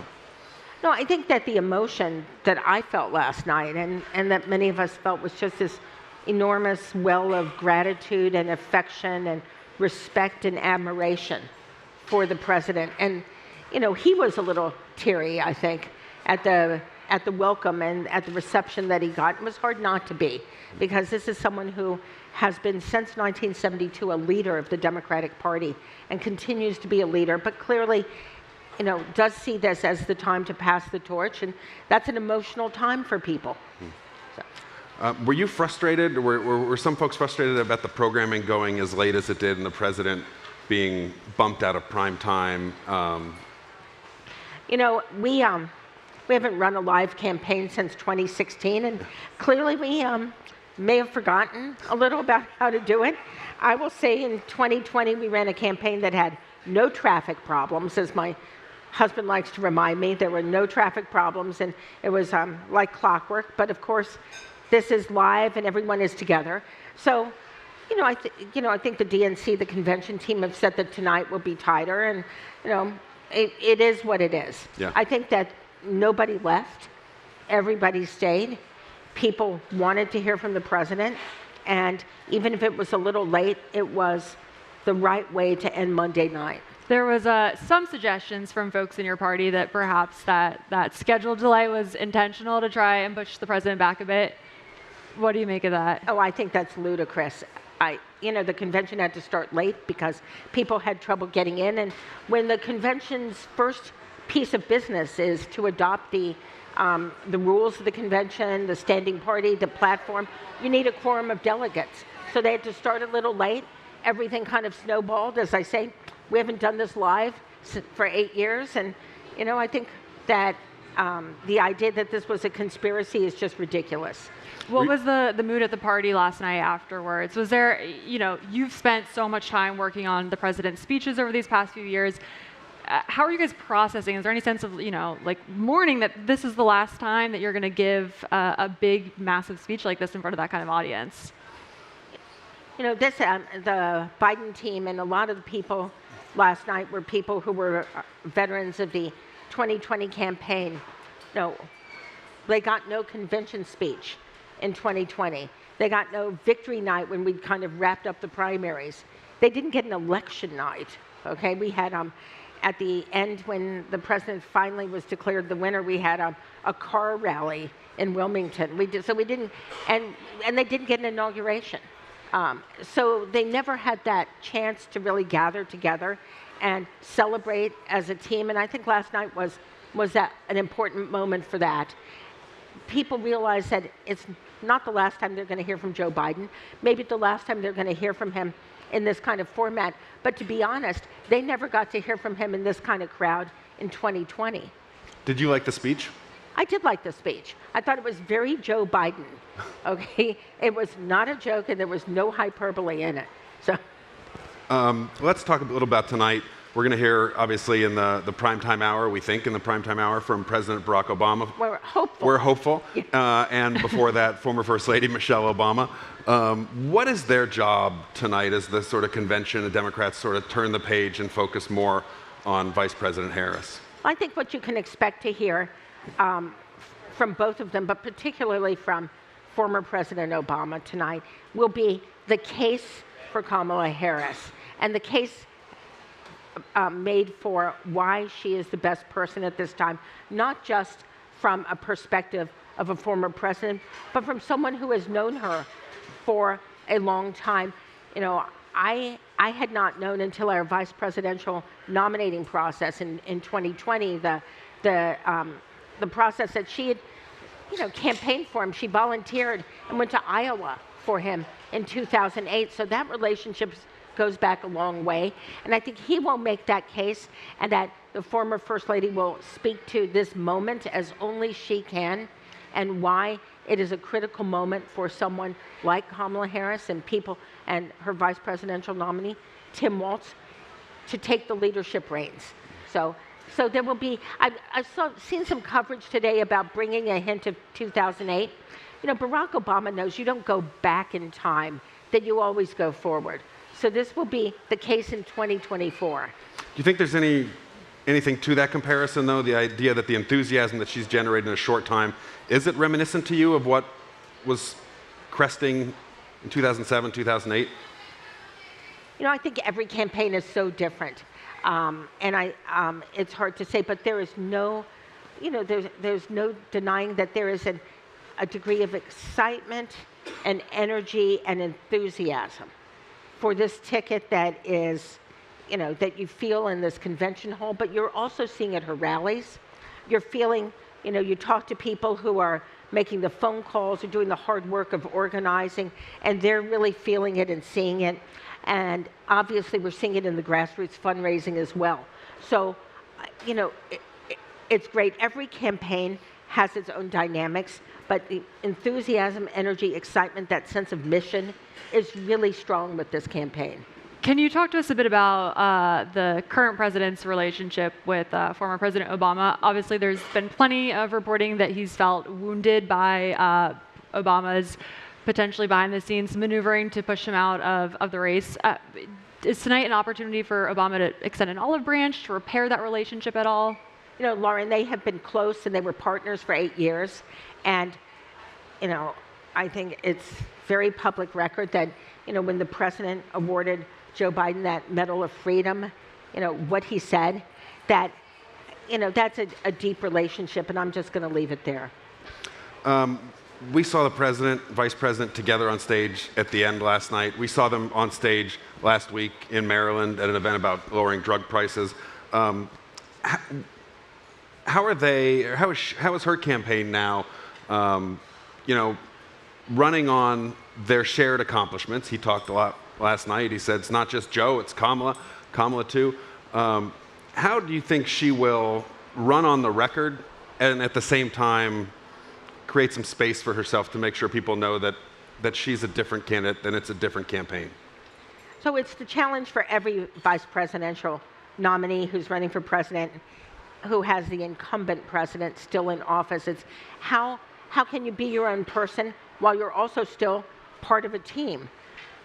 She began this process last Friday when she started laying out her own economic proposals, that some of which overlap with the Biden-Harris ones that she has been involved with, and then some of them push a little farther than anything the Biden administration and President Biden have proposed to date. And I think that is a critical part of what she is going to continue to do between now and over the next 79 days until voters go finally to the voting booth. It's part of what she has to do as a candidate, is to establish what is her vision. When she talks about moving forward, where is she moving us forward? How is she going to do that? And I think she's very cognizant that that is her job to do, and that Thursday night, that's something I think people should look for in her speech. Yeah, is there any inherent awkwardness or uncomfortableness in, her trying to establish herself independent of President Biden, but obviously existing in the fact that he's still the president and she's still his vice president? No, Lauren, that is the question for every vice president who runs. I think that Vice President Harris has done a great job at, making clear the pieces of that agenda that they share, her respect, her affection for this president and what he has accomplished, her role as part of an administration that really has transformed so much of America, not just now, but for years and even decades to come, but that there are pieces of this that are going to be hers, and we will see that through the campaign. I don't think there's an awkwardness there at all. Joe Biden was vice president for 8 years. He certainly understands that people who are vice president are going to have their own ideas. Before you left the White House, do you know if they had any conversations about this dynamic that he obviously knows so well? Like, did he give her sort of like permission structure to do what she needs to do? I don't know if they've discussed it directly like that, but I would be very surprised, given the fact that they, talk a great deal. Yeah. I'd be very surprised if she's going to do things that are going to surprise him. He's not on the ballot anymore, but do you see their legacies as intertwined in terms of what happens in November? Does that have a big impact on how his presidency will be viewed? The pieces of huge change that he has put into place during his extraordinarily significant 3.5 years will be 4-year term. Some of them are so firmly ensconced at this time, it will be very hard for a Republican administration to roll them back. But there's no question that a Kamala Harris-Tim Walz victory will allow the progress and the foundation that has been built in this country for an economy that really works for the middle class, an economy that grows because the middle class grows.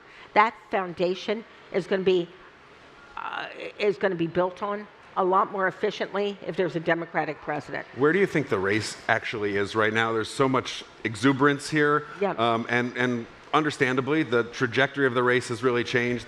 Seems like Democrats now do have momentum. It's moving in the right direction for them, but is this still maybe closer than some delegates might feel that it is, given the sugar high of all the polling changing and the money that's being raised and having the convention this week? I think one of the things that you heard from a lot of speakers last night, and something that every delegate, every Democrat needs to know, it's a very close race. And we shouldn't delude ourselves that it is somehow an automatic victory. You have to go win races. The vice president understands that as well as anyone. It's hard work. And that's why you've seen her out there doing the hard work. She and Tim Walz today are going to be doing an event up in Wisconsin. These aren't automatic. Polls in August aren't victories in November. You've got to go win these things. And I think that it's an extremely close race. It's a very divided country. And particularly when it comes to the electoral college states, the battleground states, there are no sure things in politics, but the one sure thing I can say is it's going to be very close in those states again. And that even if Vice President Harris has a significant popular vote advantage, as Joe Biden did. Joe Biden won the popular vote by nearly 8 million votes.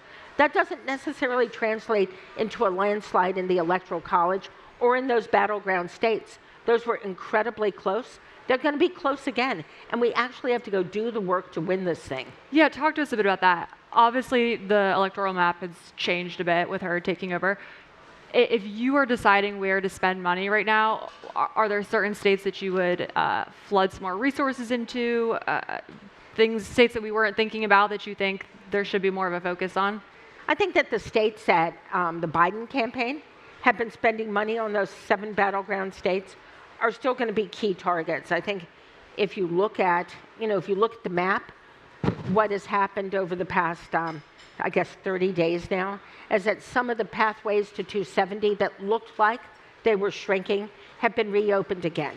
So that the pathways to 270, there may be different ways to draw the combinations, but those are not sure win states. They're more competitive perhaps than they were a month ago, but they're not, you can't put any of these.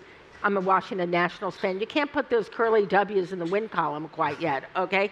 So I would say that you have states that are more competitive and probably have become more competitive than they were, but that doesn't mean that the fundamental dynamics of this race have shifted all that much. The blue wall states are still the most logical way to go win the presidency. But we've talked about, you and I have talked about North Carolina as a thing that you were excited about 4 years ago. Everybody knows I'm obsessed with it. Yeah. Right. Mm-hmm. Is that, because with Harris in the top of the ticket, is that a place where you think there's a real shot now? I mean, Democrats have not won that state since 2008. I think, North Carolina, Georgia, Arizona, Nevada are all states where the dynamic improves where the shift has created, some shifting dynamics that make those states, very competitive. I'm not going to sit here today and tell you we can win them, but I will say that there's no question that there's states to compete in and compete hard. And there are also additional states and additional places that I think the campaign's going to keep a close eye on. I will tell you that if you had talked to me in August of 2020, I certainly wouldn't have seen Arizona as a place where we were going to end up investing huge amounts of resources. I just would not have said, oh yeah, let's go win Arizona this year. But it opened up, and when it opened up, the campaign had the resources to go in there and to go in there heavily. And I think that the Harris-Walz campaign will have the resources to go make that kind of play as additional opportunities open up if they do. Mm-hmm. It's a very tight race. You obviously oversaw communications in the White House. President Biden didn't do a ton of interviews. He did often take questions from the pool. We haven't seen Harris do an interview, and she hasn't engaged quite as much with the pool reporters. If you're advising her on her media strategy, does she need to talk to reporters more? What should that look like for her? Oh, I think the people who are advising her on her media strategy are excellent, and they will do a very good job putting together a plan. I mean, Lauren, the circumstances of this campaign are so dramatically different from any campaign before. She became the general election nominee, basically, realistically, the nominee a month ago. She had to put together a campaign. She had to go through a vice presidential vetting process and a vice presidential selection process. She was then, at that point, introducing both herself and her vice president to the country and rolling right into a convention. Now, that is a pretty big list of things to get done for anybody. I am sure that as we move forward, you will see her engaging in all kinds of different ways, I'm sure, with the press. But it's a preferably it's a with short West Wing campaign. Playbook. Pardon? Preferably with West Wing Playbook. Oh, I will certainly pass that on to her people. I even see some of them right here. Ian, I see you back there. No one is better at reaching the swing voters than West Wing Playbook. It's absolutely true.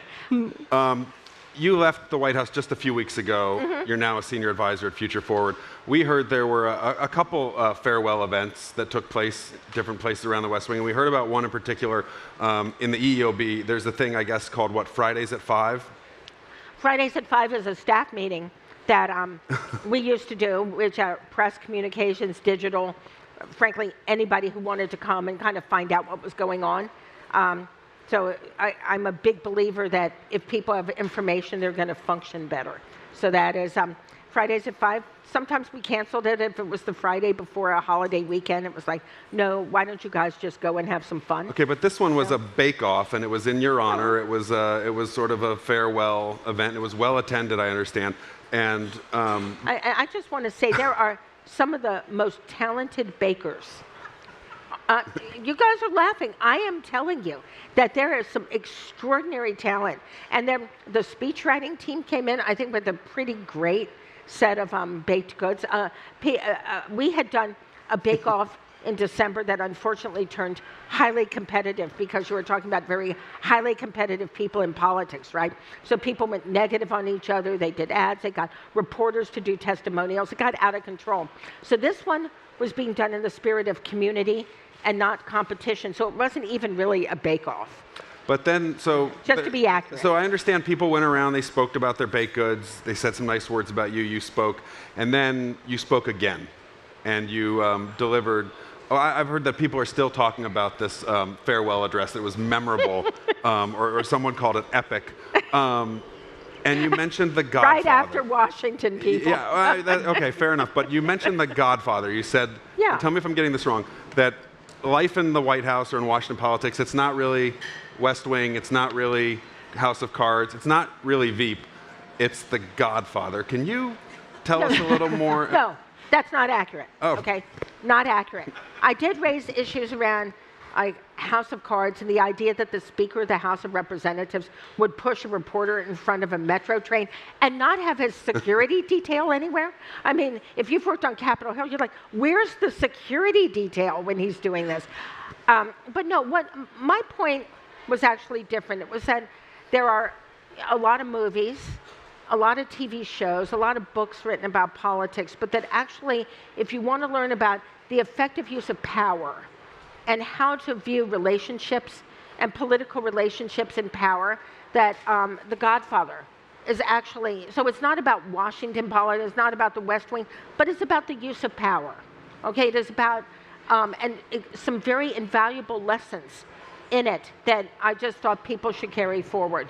And the most surprising and very upsetting thing was how many people on this staff had never seen the movie, okay? I mean, it's like, folks, AFI, one of the greatest movies ever. And so I was touched because I started getting texts from people saying, well, I just watched the movie for the first time. And so I feel like, you know, in my own little way, I accomplished something with my staff. Yeah. Okay, but tell us why The Godfather. Okay. It sounds like you're trying to say. Notes. Okay. Please share. Yeah. I've got the notes that I used that day. So, okay, so there's some lines in it that are just really worth remembering for people who are in politics. Never hate your enemies. It affects your judgment. Okay? And this goes very closely with one of the greatest lines of all time. You know, it was never personal, it was always business, okay? That if you're making decisions from an emotional place, you are making bad decisions in politics, okay? It is not personal, it's business. Treat it that way, and don't hate, okay? It affects your judgment. Another one of my favorites, revenge is a dish best served cold, okay? It might take you a while, but you will get your opportunity. And then if you're like processing things the right way, you will choose not to exercise that revenge. Okay, but you don't need to do it. What I told the staff was you don't need to go get revenge right away. You can pick your times and just wait for your moments. I think, I don't want to interrupt you because you're kind of on a roll, but yeah. I think, you know, it struck some people I've heard that this wasn't maybe apropos of nothing, that maybe there was like some subtext to what you were saying in talking about revenge and talking about studying the use of power and leverage. Is that a fair assessment? I just want people to understand how to be more effective at politics. You know, for instance, you know, when the Godfather says to Michael, you know, don't forget, the one who brings you the meeting from Barzini is the one who's betrayed you. I'm paraphrasing, okay? So all you Godfather people out there, don't come like banging on me that I got the quote wrong. I'm paraphrasing. However, there's a very natural piece of that in politics, which is the person in the meeting who is yelling the loudest about something that leaked is almost certainly the person who leaked the information, okay? And I'm just telling you, decades in politics, that is the truth, okay? And there were a couple other recommendations, right? Further reading, All the King's Men. All the King's Men is the greatest book about politics ever written, ever. So if you had to read it in middle school or high school and you hated it, go back and read it again. It is everything you need to know about politics and, most importantly, opposition research. Okay, there is always something. Well, I guess we're all going to have to go watch The Godfather. If you haven't seen it, Lauren, watch it. We know that a lot of White House staffers spent that weekend watching it. Yeah. Binging, yeah. Thank you very much for making the time to be with us. Thank you all for making the time to be with us, and stick around. We have some more great programming coming up. Thank you, Anita. Thank you. Thank you.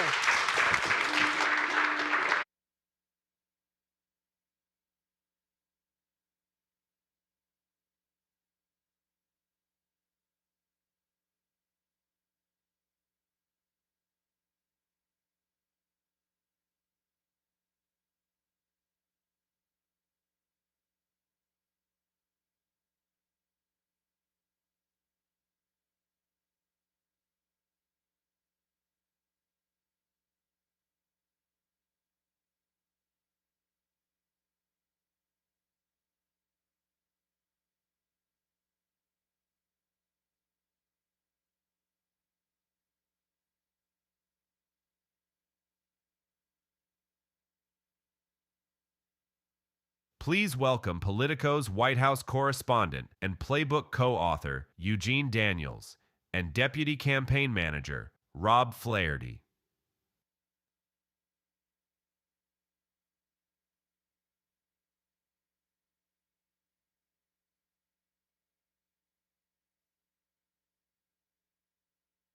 Everybody. Hello. As you can hear, the audio there was Beyonce. I have it in my writer that I won't come out on stage unless there's a Beyonce song. They did it again, so that's very good.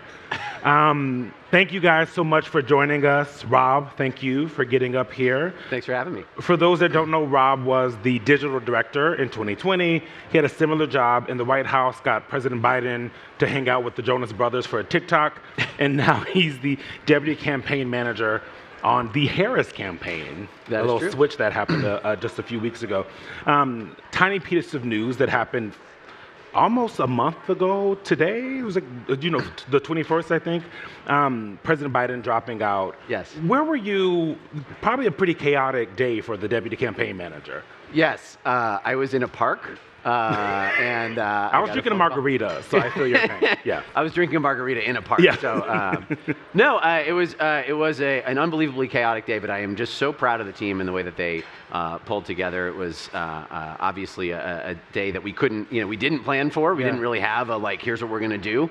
But folks were incredibly focused. The campaign team, turning over the fundraising, turning over the website, the branding, the social accounts, everything that needed to get done. It was a chaotic opportunity, but I'm just so proud of the folks who worked on it all day. I mean, even that day, right? You guys were saying, everyone shut up. He's not dropping out. Quentin went on MSNBC and told folks, I talked to the president myself. He is not getting out of this race. And you guys had at times been criticized for calling folks bedwetters. There was this email that came out under your name that said if President Biden were to drop out, it would lead to two weeks of chaos, internal food fighting, and a bunch of candidates who limp into a brutal floor fight at the convention, and that him dropping out was the best possible way for Donald Trump to win and us to lose.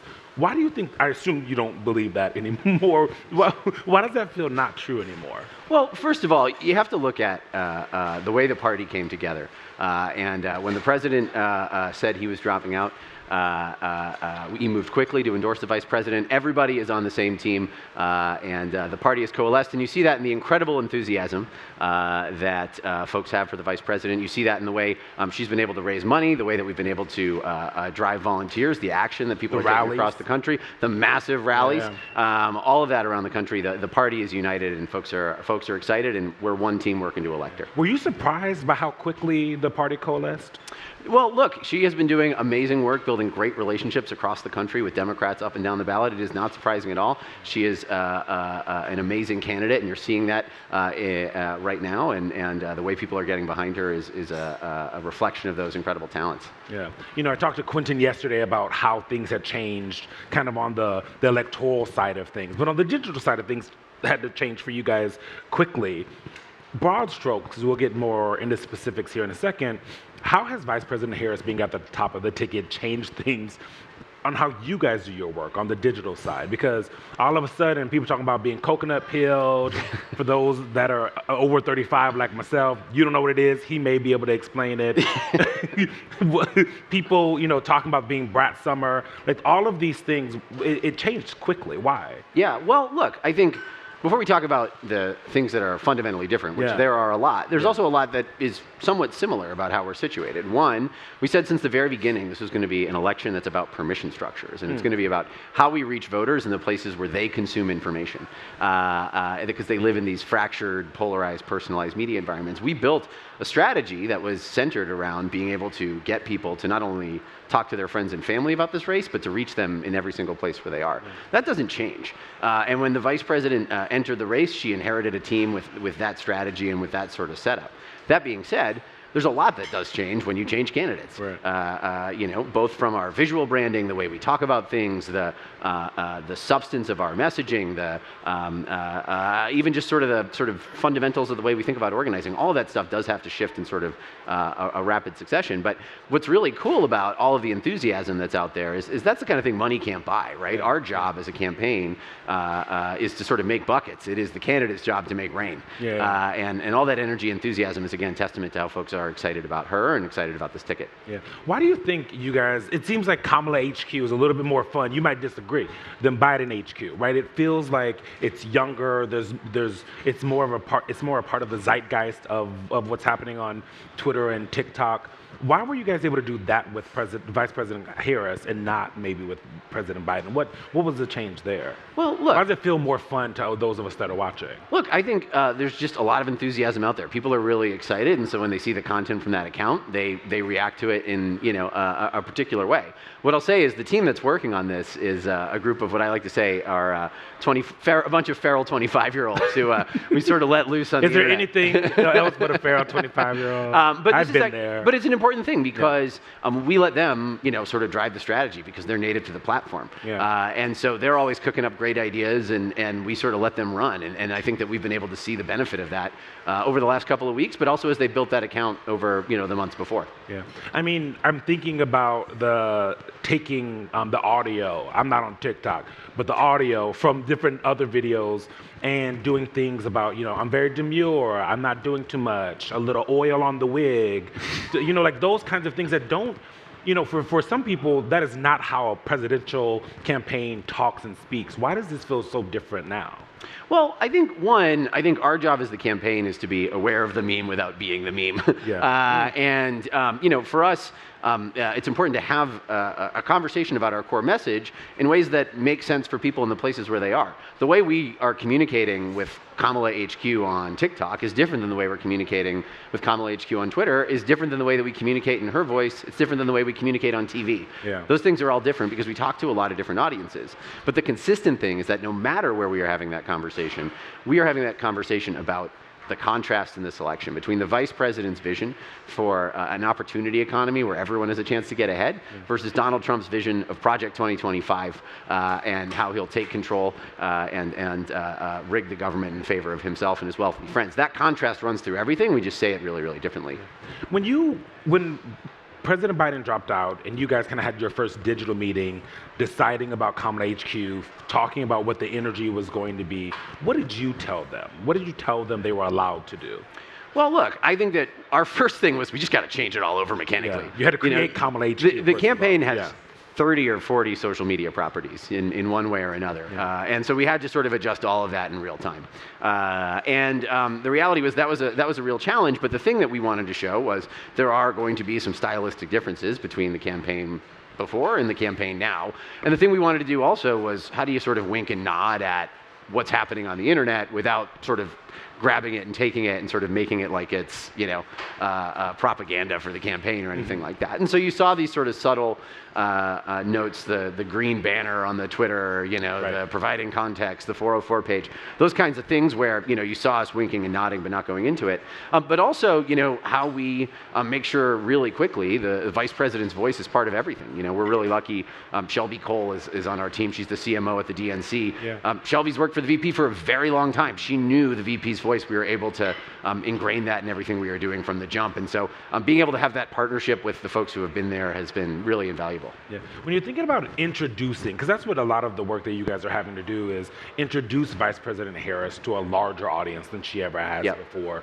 How different is that than just kind of reminding people about someone who's been in public life for 52 years? Yeah, it's a big shift, right? There are a lot of voters out there who are really interested in hearing more from the vice president, and when they hear from her, they get really excited. And so people really connect with her. They connect with her story, they connect with her background, they connect with her history as a prosecutor. And so it's really awesome to be able to have that conversation. But we're introducing her to a lot of folks built on a foundation of just a really great personal story that she brings to the table and a really great record of accomplishments. I just remembered, you told me your in-laws are here. Yes, are they right here? They're right are they here. all over here? Okay, hello everybody. I want to make sure that you guys got some good seats. Is he doing okay? They got the front row. We'll see. I'm still in the family at this point, but we'll see. We'll see. Have you, because there's a lot of online chatter. You guys always tell us that Twitter is not real life, right? So how do you take what you guys are doing digitally and turn that into volunteer signups, into fundraising, into making it a real thing that the campaign can actually use? 100%. There's two things there that I think are really important. One, there's the mechanics of this, which is how do you actually translate all of this? For example, when you go to one of these massive rallies the vice president is having, while you're waiting in line, there's QR codes where you can sign up. And you can join our campaign, and we have volunteers following up with folks. And right now, as we're speaking, volunteers are out there talking to hundreds of thousands of voters about the stakes in this election. So we are translating that. You see that in the grassroots fundraising, right? 2/3 of the people who have donated to our campaign since the vice president got in are new and hadn't donated before. That is, that energy and enthusiasm translating into action. But I think the thing that is really important is that this is, like I said at the beginning, a permission structure election, right? We need to be doing the work of communicating about the stakes of this election to people's friends and family. When people see other people enthusiastically talking about the vice president and Governor Walz on social media, they feel like they have permission to do it too. And so that enthusiasm is also allowing us to push content out through more and more people to their friends and family. And so we're reaching people in places that we weren't reaching in cycles past. And so that's another exciting part of this. You may disagree with this, but there are a lot of Democrats who I speak with and my colleagues speak with that, and we're looking at it in the polling, that see young voters more excited about Vice President Harris than they were about President Biden. And I'm curious, do you find that, why? Why do you think that there is something about Vice President Harris with young voters, a lot of the folks that you're talking to in your digital strategy, why do they feel differently about Vice President Harris than President Biden? Well, look, I think young voters are excited about this ticket. They are excited about a hopeful vision for the future. They are excited about what the Vice President and Governor Walz have to bring to the table. I'll also say that, our entire theory of the case in the election before and after was this is about when folks were going to tune in. And President Biden was the #1 grassroots fundraiser in the history of politics in 2020. There was enthusiasm for him then. The reality is folks are paying attention, and the vice president is offering a message that resonates with people, and the contrast in this election could not be clearer. I'm going to push you a little bit on this, but why were they not feeling that way for President Biden? Is it just a timing issue? Had President Biden been able to get to this time, young voters would have been paying more attention to being more excited? Look, it's hard to know, and it's hard to get into a hypothetical of if we went down a different path. Oh, come on, let's get into the hypothetical. No, but I think that, with the facts that are in front of us, young voters are very clearly very excited about this ticket, but voters across the country are excited about this ticket, and that's because of the vice president, and that's because of Governor Walz.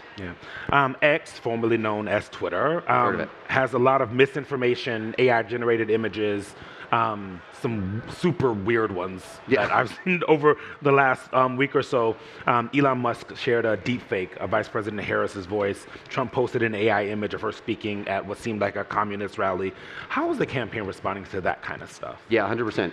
We have to be extremely aggressive when it comes to the attacks that are coming in against the vice president, and we have to be sort of aggressively monitoring, which we have a team that's sort of constantly monitoring for attacks that are coming in, and we think about how to respond. The thing that is really important is we're focused on misinformation that actually moves voters, right?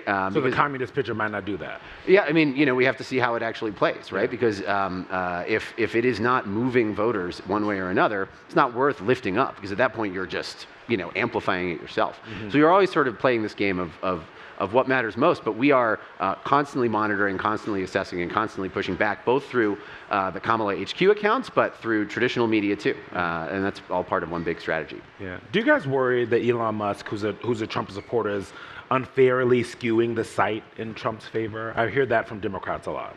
Well, look, there's pluses and minuses on any social media network, and certainly there's been an explosion of misinformation and trolls and all that stuff on the site. But at the end of the day, we have to run our race and run our strategy, and we're communicating to voters wherever they are, and we have to sort of fill the gap, because if we're not there, it's going to be filled with even more right-wing, misinformation, right-wing attacks, and all that. Take me to Election Day. How does the campaign staff monitor social platforms and advertising to counteract false narratives as people are going to actually vote? Yeah.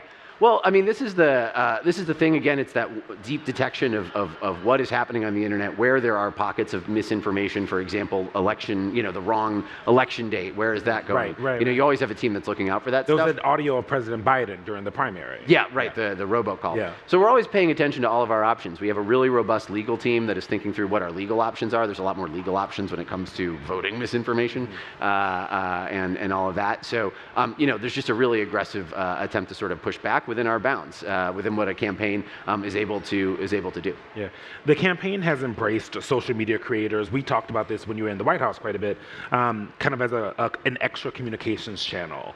There are 200 of them at the DNC. They're the young, well-dressed ones with like pink and green hair sometimes. See, look at the hair, much better than a lot of ours. Are you guys prioritizing content creators over traditional media? And I guess do you expect creators to amplify their message without asking tough questions like that we do?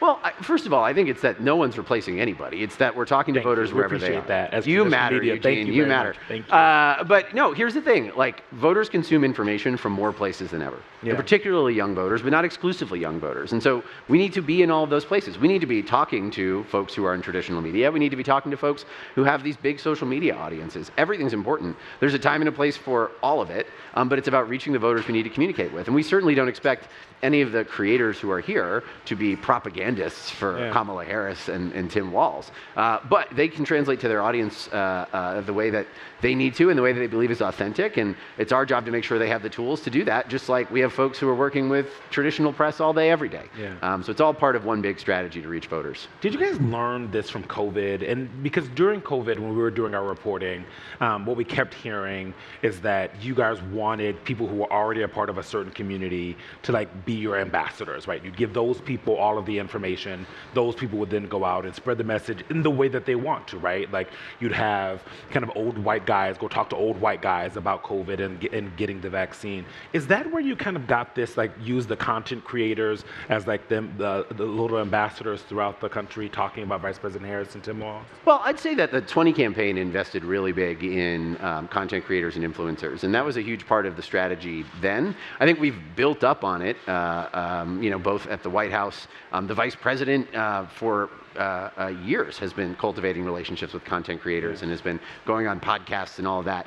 And so the K-Hive. Yeah, exactly. The K-Hive. Terrifying. You piss them off. And so it's all part of one big strategy.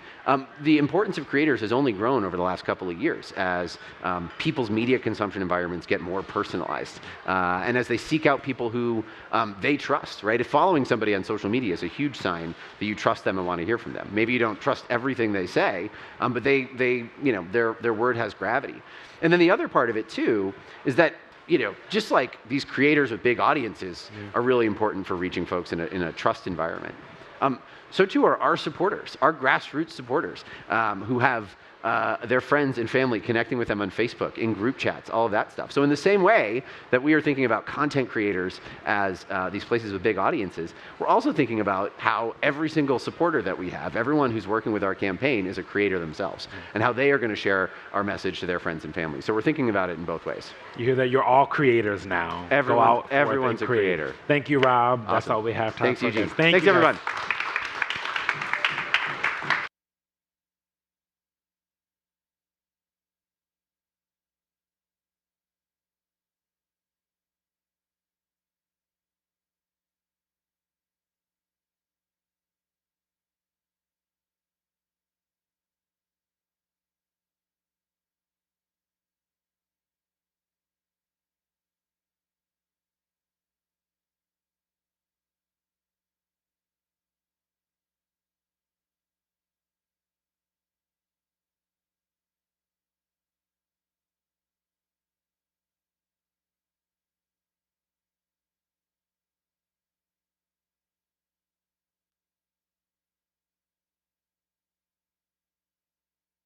Please welcome Politico's defense reporter, Paul McLeary, Canadian ambassador to the United States, Kirsten Hillman, Estonian ambassador to the United States, Kristjan Prikk, and British ambassador to the United States, Dame Karen Pierce.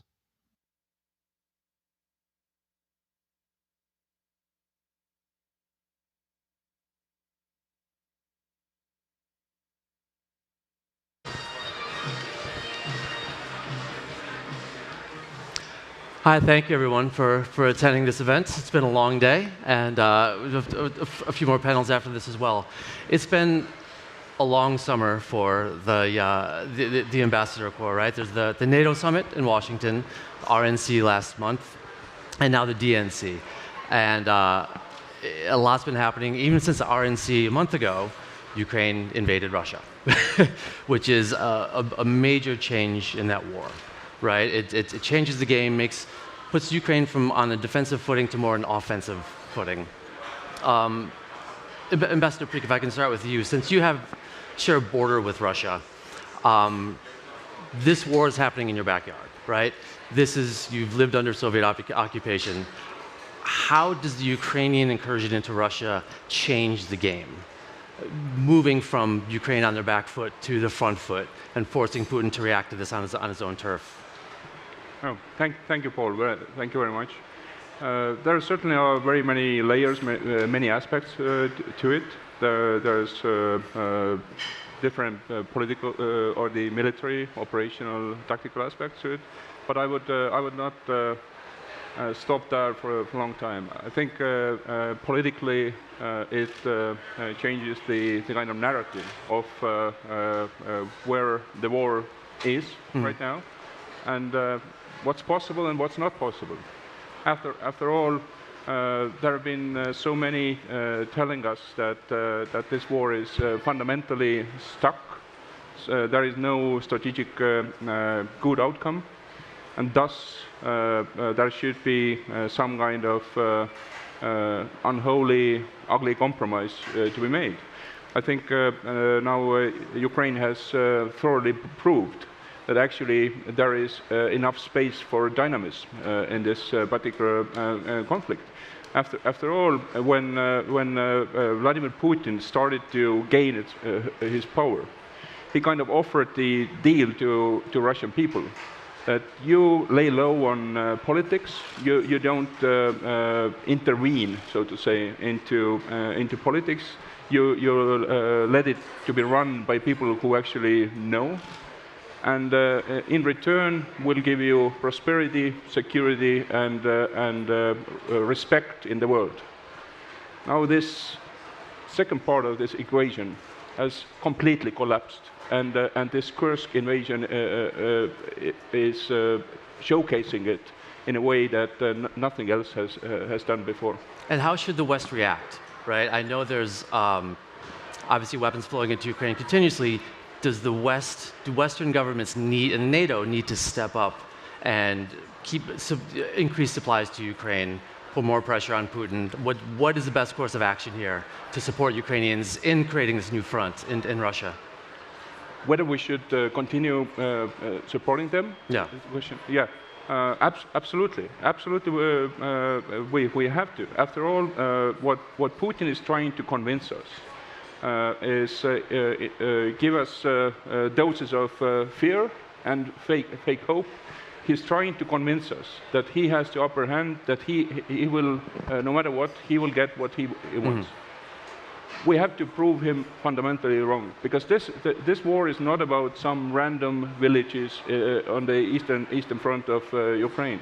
This war is about way more, even way more than Ukraine. This is about the rules of the game, certainly in the transatlantic space, but I would argue actually globally.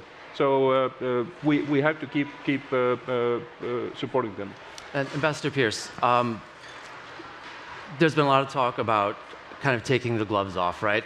Allowing Ukrainians to use British weapons like the Storm Shadow, US ATACMS inside Russia. Is it time to do that? how would you characterize the discussions about letting the Ukrainians do this? President Zelensky spoke yesterday and again called for ATACMS and Storm Shadows and things like that to be used inside Russia. Is that on the table?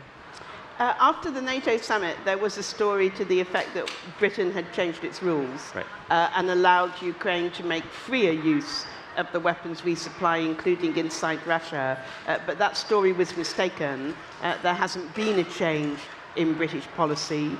Targeting is something for the Ukrainians, but we also have a say in certain targets for certain weapons. I do think it's interesting. I completely agree with my Estonian colleague. Do think it's interesting turning the tables on Putin. Obviously, there's a difference of scale, but this is exactly what Putin hates.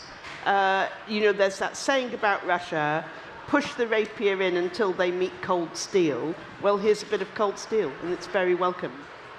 And to push the rapier in further, is the UK prepared to let the Ukrainians use the weapons that you give them as they see fit inside Russia? I think that's something we keep under review. And to be honest, the whole supply of weapons to Ukraine is kept under review because as the battlefield conditions change, their needs change also. This is why we have the Ramstein process that Lloyd Austin, Secretary Austin, set up. It's so NATO allies, other partners can calibrate the weapons they can supply to what Ukraine needs on the battlefield. So it's a constant review. And Ambassador Hillman, the Canadian government recently said that the Ukrainians can use what they want, the weapons the Canadians supply inside Russia as they see fit. What does that mean for your government? Is that a change in policy? And are there limits to that? Yeah. So Canada actually has never put conditions on the weapons that we've been providing to Ukraine during the conflict. We have always provided them and been of the view that it's really for Ukrainians to make their best assessment as to how to use those weapons. That's our position. It's always been our position. It's going to continue to be. And I just to comment on recent developments, I think that for us also maintaining a sense of solidarity with the Ukrainian people who have been fighting so hard for so long against all odds, and frankly in a way that I think nobody really expected, is very central to our philosophy around supporting Ukraine. And I think now more than ever, as they have made unprecedented moves, we want to make sure that they understand that we're there for them, we're listening to what they think they need, and are ready to respond. Okay. And Ambassador Pierce, a bit of a political question. You're literally next door neighbors with Kamala Harris, right? The Naval Observatory and your ambassador's house. Do you ever pop over for tea? Does she stop over for tea? Have you guys talked? What are your views on her foreign policy? They are very nice neighbors, it has to be said. They very kindly invited my husband and me to their 50 years of hip-hop party.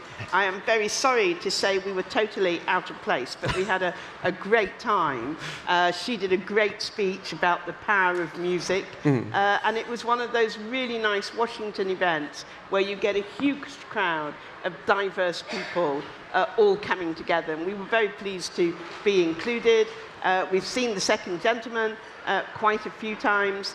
When the Vice President moved in, the New Zealand ambassador and I went over with welcome gifts. Okay. So we've been really honored to be that close. And has she given you any ideas about her foreign or domestic policy while you're not over chatting those over the moments. fence? It's quite hard to talk about foreign policy during hip-hop. It doesn't kind of lend itself to that discussion. It depends what kind of hip-hop you're listening to, I suppose, right? Maybe. And looking at a potential Harris administration, there's been a lot of talk, a lot of things written about people kind of trying to game out where her foreign policy is, right? What her views are. Ambassador Prikk, what would you like to see from a Harris administration as far as war in Ukraine, NATO, and keeping up with what the Biden administration has been doing with strengthening NATO? And do you expect continuity there? Yeah.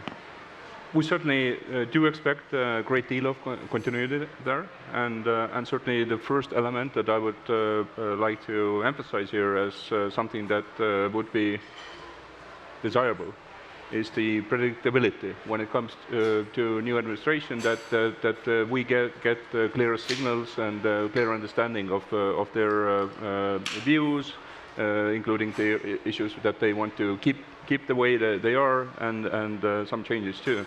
Secondly, whatever the next administration is, we absolutely do think, or we are of a very strong view, that the North American allies and European allies share fundamental vital interests.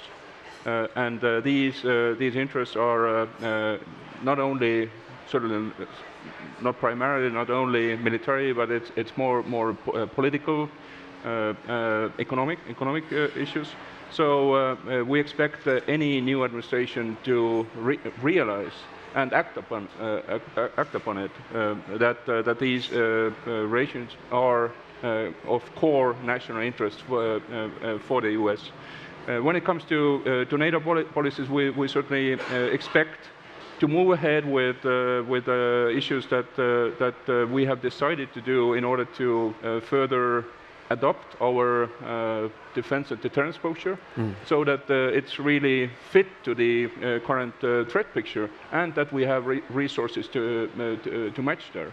And certainly when it comes to Ukraine, the message has to be that the Western alliance, that has the GDP of 50 times the GDP of Russia, basically. That we have the principles, we do have the staying power to support these principles, and we will not desert our friends and allies.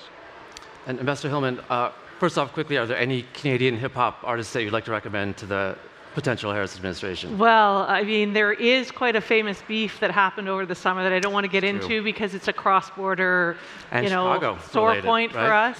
Have talked to Leader Jeffries about it a few times because he's obviously, pays a fair bit of attention to the hip-hop community. So I've had to do a little, like Ambassador Pierce, a little bit of boning up on this. But I turned to my sons and they helped me. Sorry, now I got all excited and forgot your question. And it was the Chicago-Toronto beef, right? So, right. And so looking at a Harris administration, what changes would you like to see, maybe things that the Biden administration you had hoped that they would do, or hoped that they would change if Kamala Harris is elected, as far as NATO support, as far as weapons development, co-development, things like that? Or even Indo-Pacific. I mean, Canada, people forget, is an Indo-Pacific nation, right? Mm-hmm. So what would you like to see there happen under this administration? Interestingly, I think, and we'll see where a Harris-Walz government will go, administration will go. I do think that the Vice President Harris has had, I think there will be continuity, I absolutely agree, but she has had a different emphasis than President Biden in certain areas and different experiences during her tenure. She's been focused on the hemisphere. We've talked to her a lot about security in the hemisphere. It'll be interesting to see if that's something that she continues to build on when if she is president, because we obviously have a very keen interest in security in our hemisphere. We talked a lot about North American security and homeland security with her over the past few years, Arctic, and what we are doing together in the Arctic and what we're doing for NATO in the Arctic. I expect that to continue. And in that regard, the other thing that I think is interesting about Vice President Harris is she is very focused on tech issues, AI issues, very knowledgeable in that field. And so there's a crossover there, I think, in defense and security and new technologies and maintaining leadership and global sort of governance around some technologies that offer enormous opportunities but also pose important risks, including national security risks. I think that would be another issue that we're looking for. And I think finally, and this is not something that is different, but it's something that I think is essential for us to continue, is partnerships around defense resilience together. And we have made some really important headway with the Biden administration in that area. Our sort of defense production cooperation, most recently with a trilateral agreement with Finland on icebreakers, but also our critical mineral supply chain that we have and making sure that we're using that to the benefit of our allies. I think that the Biden administration has launched that. I think it's vital that we continue that over the long term. And would you make a pitch for Canada to be part of the AUKUS alliance? I know that that's been Canada's wanted in, like New Zealand and Japan as well has made that pitch. Well, we're keen to talk with our AUKUS friends, and I think we feel optimistic about everything that we can bring to that partnership. Okay. The three of you were at the RNC last month, just a few weeks ago, and now it's been, I think, 2 days here. How is this different? How's the vibe different here than it was in Milwaukee, right? I mean, the Democratic Party's been very energized over the past few weeks by Kamala Harris. Ambassador Pierce, we start with you. What are the big differences here, right? I know there's been some talk. There was some talk at RNC about foreign policy, not a lot. We haven't really hit that yet here. But what have you seen? How does it feel different? I think you're right. There's a different feel. I think, on the whole, the RNC is more formal. Mm-hmm. It's more structured. And on the whole, the DNC is more casual. It has a greater range of people. I haven't seen the delegates yet because I only just got here. But it seems to have many more people milling around and taking part in events. And I think that's kind of what you might expect from what you see of their respective constituencies. Yeah. And Ambassador Prikk, quickly, we only have a little bit of time, but back to Putin and Russia, since that's, again, in your backyard. Is Putin deterrable? And he's been rattling his nuclear saber, right? The Biden administration, according to reports today, is coming out with a new nuclear policy. But how do you deter Putin? How do you convince him to stop? I mean, Ukraine has a couple thousand troops in Russia right now. That's not going to stop him. Russia's a big country. So what do you think is the one thing that the Harris administration could do to really try to knock him down a peg? Any administration has to be on the message, has to be clear in terms of its objectives, and we have to really use our strength where it's relevant. As far as Putin's war in Ukraine, after all, we are not talking about impossible proposals. We are talking about Russia returning to Russia. That shouldn't be that crazy concept, right? Yeah. Russia returning to Russia and restoring the international order as they've been asked by most countries in the world, including as part of the votes in the UN General Assembly. Yeah. So every war ends because political leadership decides that it's now time to end it. It's not that the guys in the trenches get bored. And every war ends only if one side decides that the costs are higher than the benefits. We have to deliver the message to Putin, and also in a deterrence-wise, also in a wider sense, that to continue with this aggression or to start an aggression against this Western alliance is something that will cost a lot. And every day Putin continues this war, he will lose more. This is the message that he has to get. If we give a round of applause for our ambassadors who ran out of time, I wish I could ask you the same question, but thank you so much, everyone, for coming to this NATO summit. It's been a lot of fun. I really appreciate your time. Thank you. Nice to see you.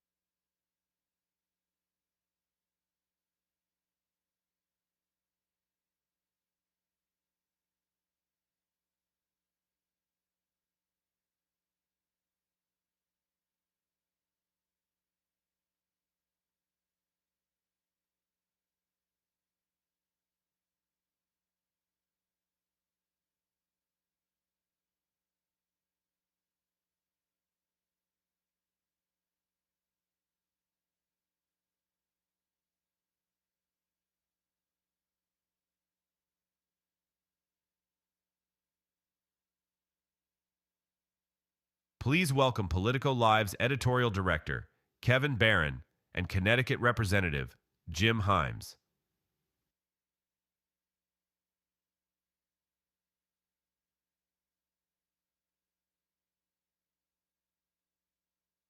You recognize the walk-on music? Kevin, where's my crowd? You promised me a standing room only crowd. You know, the ambassadors bring their own crowds and their own delegations. You're going to have to work on your delegation skills, I think, to bring that on. Congressman Himes, it's good to see you. Again, welcome back to the Politico stage. Thank you. You visited us for our defense summit last year. We have 15 minutes, and I want to get through a lot. And a lot of us were asking, you know, about the transition first of all. So let's get right to that. I mean, there's a lot going on, though. In the news, we've had election security breaches recently. Ukraine is on the offensive. So then after that, we'll go around the world, get your thoughts on some of that as well. But let's, you know, set up a little bit with Biden. He gave his historic speech last night. And, you know, you were in the press because you were, you know, in the news about the decision to move on from Biden to Harris. Tell me what your thoughts were about his speech last night and how you're feeling about what you're seeing. Well, what we're seeing is a convention that I think would have been radically different had the president not taken the selfless decision that he did. I mean, I can only imagine what it would be like to be here with thousands of people, most of whom were thinking, and this is just polling, quite apart from my sentiment, that we would lose. Now we feel like we're on the march. We feel like we can win the presidency. We can take the House. Senate's more complicated, but people are feeling very, very good, very optimistic. The president's speech, you know, in this day and age of vibes, it's easy for people to forget that what really matters to people, to the people out there, is policy. And so, okay, so this is the vibe election, and Donald Trump wants to be a dictator on day one, and, you know, coconut trees. You know what? Insulin is now $35 a month for Medicare recipients. There are 10 drugs, the prices of which will be negotiated for the first time in American history. You know, bipartisan infrastructure law, bipartisan, biggest investment ever in this country's infrastructure. That is what really matters to people, even if in this sort of very social media, vibey, influencer world, people get distracted by stuff that at the end of the day doesn't matter as much as the policy. And of course, the president gave a fairly detailed detailed, very long, very late. Yes, I'll stick with detail. Well, look, if vibes matter less than politics, you know, take us back to your decision making. You know, after that debate, I mean, that was a kind of a bad vibe moment, despite whatever anyone would say about the policies. Was that difficult for you in the moment? It was difficult. You know, loyalty is a big part of politics. And sometimes it's too big a part of politics, right? MAGA today. My contention would be that, you know, MAGA adherents who will stick with Donald Trump regardless of the fact pattern, regardless of the convictions, regardless of the language, regardless of the decay, that is overweening loyalty. Loyalty is good to a point. So yes, it was painful because the question is, you know, will you be perceived as disloyal? Would I be perceived as disloyal to a man who had a remarkable presidency? But at the end of the day, just as the president recognized that his prime responsibility is to the country, I recognize that my prime responsibility was to my constituents, most of whom have said, you know, this guy's going to lose. And ultimately to, you know, the difference between an America that is run by a President Harris. Now, by the way, at the time I made that statement, I didn't know it would be presidential nominee Harris, or a country run by Donald Trump. Well, you know, you're the intelligence ranking members, so maybe you knew something. But, you know, on intelligence, explain, is there an effect or is there a reason related to intelligence behind, you know, your decision or after the decision, what you've heard? Is there an intelligence reason to want Joe Biden to step out and make room for someone else? So there's no intelligence reason in the sense of, you know, is President Biden capable of being commander-in-chief? You know, if Joe Biden has one massive differentiating asset, it is his decades, generations really, of experience in foreign policy and national security. We're fine there. But of course there's a national security reason to want the Democrats to win. And that national security reason is that a Donald Trump presidency is a presidency in which we probably walk away from our commitment to our allies at NATO, probably walk away from support to Ukraine, probably do a bunch of things which hearten Vladimir Putin, which hearten Chinese dictators, which hearten Iran dictators. Donald Trump, amongst his many attributes, has this bizarre magnetic attraction to autocrats, to dictators. And you know why? You know why? Donald Trump in the presidency found himself in a place that he never imagined he would be in, which is in a system of checks and balances. And he hates those checks and balances. So anyway, yes, there was a national security reason in the sense that I contemplated what a second Trump term would look like for the United States of America. And I said, we got to do everything we can to avoid that. Well, to clarify, you said there's a national security reason to want to have Democrats in charge. Was there one to want Biden out and have someone else in? Well, so at the time, and this was right after the president's NATO press conference, that I went public with my belief that the president should step aside. That was enough. That was all you had to see. Well, no, it had nothing to do with that press. And a lot of people asked me, "Oh, was that?" It was about. The point was, this is not. This is back, 5 weeks ago. Yeah. This is not about how President Biden does in any given press conference. In fact, a Democratic Party that is going from one press conference to the next, one debate to the next press conference, to the next statement by President Biden saying, oh my gosh, is this going to be a good statement or is this going to be more like the debate? Imagine if that's where your frame of mind is as you go into November. That is no place to be. Bring us forward now. It's the Kamala Harris show this week. Senator Kelly told Politico on Monday that he said, I'm not worried about it at all, asked, about her creds for global leadership. She gets it. She understands the value of our alliances, the importance of NATO, how NATO is just not important to our allies' security. It's important to our own security. She gets that. How well do you know Kamala Harris in that vein? What can you tell us about what to expect? So I spent some time with the vice president and watching the vice president at the Munich Security Conference last winter. And, that was a moment where the world, including the ambassadors who preceded me on this stage, had one question, which is the United States there to help, the civilized world, the Western world, against Russia or not? And I watched her for a period of a day plus put those concerns to bed. And look, she's been a senator, she's been vice president, and vice president gets the president's daily brief, the vice president gets briefed by our intelligence agencies, the vice president is part of an awful lot of foreign policy and national security discussions that are unique to that role, saving only the president. I mean, but do you have a sense of how different a Harris presidency might be from Biden? When, I think of Biden as a 20th century stalwart. He's a man of the current / old international order. NATO is vitally important. Or do you see any potential for change, anything radical? Do you have any sense of that for her? That's a super interesting question. And I mean, let me just speculate. Please. I don't. We love speculation here at Politico. Right. What could Especially go when wrong? It's on the record. Yeah. One thing is for certain, which is that there is a radical generational change afoot. Right? So Joe Biden was there for all of the Cold War, and I mean, all of the Cold War. Well, yeah, pretty much all. He might have been pretty young in the early part of the Cold War. Yeah, but close. no, his sensibilities were formed in the Cold War. And that's not to say it's good or bad, but the Cold War, where the US versus Soviet Union, Warsaw Pact versus NATO, that is ancient history today. The world is much more complicated. It is not a unipolar, it is not a bipolar world, it is not a unipolar world. Europe is important, they matter. We have dictators with nuclear weapons. I mean, this is a much more complicated world than the bipolar Soviet versus US world. And, the vice president has come of age and has grown up in that more complicated environment. So yeah, I don't know what that really means in terms of change in policy. I would frankly be pretty surprised to see any sort of dramatic change in policy. But yeah, it's probably going to be a little different way of looking at the world. I have lots of thoughts on it, but we'll take it, maybe issue by issue with the back half of our chat. I want to talk, since you're here and you're the intelligence ranking member, let's talk about Iran and this hack and election security. Yesterday, ODNI put out a statement. ODNI, the Director of National Intelligence, saying that Iran was responsible for the recent attempted hacks into the Trump and Biden-Harris presidential campaigns. The reporting was that basically Roger Stone was hacked and then was impersonated to get to other campaign accounts. It's like a double spy job right there.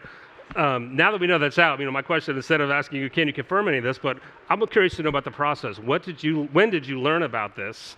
And what can you tell us about what's being done after? To the final question, which is, should this campaign and other campaigns, or should American voters still be worried about election security for the rest of this year? Yeah. I mean, the answer to that question is yes. Don't ever get complacent about the ability, the relatively advanced ability, the ease with which foreign powers can mess with our elections. Look, the Russians showed that it is cheap and easy to do with what they did in 2016. They broke into the DNC. They had lots of embarrassing emails that embarrassed Democrats and whatnot. And they showed, back then, it was a lot easier back then, it's still pretty easy, let's buy a whole bunch of Facebook ads that say that Hillary Clinton doesn't like Jesus or whatever it is. And so it is super easy to do. So what does that mean? That means at least two things. Number one, let me say three things. Number one, yes, the intelligence community, the FBI needs to be all over this. This needs to be the priority in the time leading up to November. They're very good. They're going to do that. They need to name and shame. You're the overseer. Are you confident that they are? I am confident that they are very, very good at this. I'm also confident that there's always a threat that you don't see coming around the corner. So I'm not going to say that they're going to get it 100% right, but they're very good at this. And they need to do what they do. They need to indict. They need to name and shame. They need to disrupt. They need to melt people's computers who are trying to influence the election. Number two, and this is really important, we will never fix this problem in its entirety, and the election interference thing is a small part of a massive problem, which is that the American public is no longer, let me be more precise, elements of the American public are no longer critical thinkers about information. We've allowed this society to become so polarized that we don't care what's true anymore. We care about whether we get constant doses of the information that titillates our political sensibilities. This is why people, are abandoning newspapers, abandoning local papers in favor of InfoWars or whatever equivalent is on the left. Look, folks, if we can't develop a critical sensibility, because a critical consumer of information is the bedrock on which a democracy is built. And so I tell my constituents all the time, if you're doom scrolling and you're minute 45 and your hair is on fire and you're red with anger, you are probably being manipulated. And so I'm here to tell you, policy issues, whether it's Medicare or how we handle NATO, these things are complicated and everything is shades of gray. So if you think that the world is good versus evil, traitors versus real Americans, you are no longer a constructive contributor to what I like to imagine is the greatest democracy. Why don't we do lightning round, about 3 minutes, maybe a minute each on China, Ukraine, and Gaza. So, no stress or pressure there. The Ukraine question simply is, from similar to our last panel, we've seen them push into Russia, the Kursk invasion, whether that's leverage or something different. Does that, are you happy with what you're seeing, and do you want to see the Harris administration allow the Ukrainians to use their weapons more and get more advanced weapons? Yeah, let me say two things about Ukraine, answer your question. First of all, absolutely yes. We have been too little, too late for too long. And so, and by the way, I'm not the guy who is held responsible if, in fact, the Russians choose to, use a tactical nuclear weapon. So maybe it's easy for me to say, but we have been too late, too little for too long. We need to give the Ukrainians both the tools and the authorities to do what they need to win. The other thing I want to say about Ukraine is, because people are like, well, we don't have a strategy. We don't know the plan. What exactly is going to happen? Guess what? Ukraine surprises us over and over and over again. Nobody in this room, nobody at Langley, nobody at the State Department a month ago thought, what they're going to do? They're going to invade Kursk, and they're going to take dozens of square miles of Russian land. Nobody thought that. So we need to be humble about what the Ukrainians are capable of doing and support them more fervently than we have. Do you think Donald Trump has the ability to solve the war between Election Day and inauguration if he wins? Oh, sure. I mean, look, he built the wall and got Mexico to pay for it. I mean, a guy who can build the wall and get... wait a minute. He didn't actually do that, did he? I almost believe you. On China, my question to you is, China is a cudgel in election years. Beijing Biden was a hashtag in last cycle. What are your thoughts on how China is used as a political wedge, from both sides, frankly, to convince Americans that it's a threat versus how to do something maybe more responsible, more nuanced, and coming up with policy in relations with China? Yeah, look, China... Is it helpful that it's used this way? It's not wrong to think of China as a very substantial threat. Now, I happen to believe that the long-term threat from China is not actually TikTok or a battleship that they develop. The long-term threat from China is if they eventually become the innovators. As long as we're the technological innovators, we're going to stay ahead of China. But so it's not wrong to think of them as our antagonists, but you also need to add something to that, which is, We also do, what is it, $700 billion in cross-border trade. You know, Donald Trump's idea that if we just sort of forbid the importation of Chinese goods, you think inflation was bad during COVID? Wait till you see the inflation associated with that. So, I mean, we have $700+ billion of cross-border trade. We need to work with the Chinese on things like climate change, on pandemics. We certainly didn't do that quite right the last go-around. There's a lot of areas where we need to, yes, we're going to be very angry at the Chinese for certain behaviors, the way they treat their minorities, their stealing of our IP, et cetera, but we have some profound common interests that we cannot forget. On Gaza, to close it out, what do you want to see happen differently? Is it time for a policy change? And do you want to see it, you know, when Harris comes into office, should she win? Well, I hope not. So what has the policy been in the last, since October 7th? What has U.S. policy been? U.S. policy has been to support Israel, but to also press Israel very hard, to fight this war differently, with more of an eye and more of a commitment to humanitarian aid, with more of a commitment to making sure that civilians are not hurt, killed. So that's been the policy. No, I don't think that should change. What I do hope changes is that the parties, Hamas and the Prime Minister, agree to the deal that we've been talking about for months now. The exchange of hostages for a ceasefire. Hopefully that ceasefire can, rather than reverting to open kinetic conflict, turns into a longer-term solution. So in the near term, I hope that the Prime Minister and Hamas and the Egyptians and whoever else accept the deal. And here's what's been missing. What's been missing is any sense of long-term vision for the region. And I was at the Prime Minister's speech. I've heard that for decades. That's been a constant criticism. The U.S. doesn't have the right Mideast long-term strategy, or it has the hubris to think it should or could have such a strategy. The vision can't be a U.S. vision. The vision has to be a vision of the Israeli leadership and a vision of the Palestinian leadership. And it's not helpful when the Prime Minister, I understand the situations he's in. We remember how we felt on 9/11, September 11, 2001. I understand the situation he's in. But if he wants this to be something other than a brutal military conflict, it's on him to articulate a vision for the future of the Palestinians, and he has not done that. It is on the Palestinian side, by the way, to also articulate a vision that reneges on violence. And so I'm not putting all of the onus on the Prime Minister, but we need a vision that ultimately converges between the Palestinians and the Israelis. Ranking Member Himes, thank you for joining us here at Politico. Appreciate it. I look forward to seeing you around Chicago. Thank you. Thank you, Kevin. Thank you.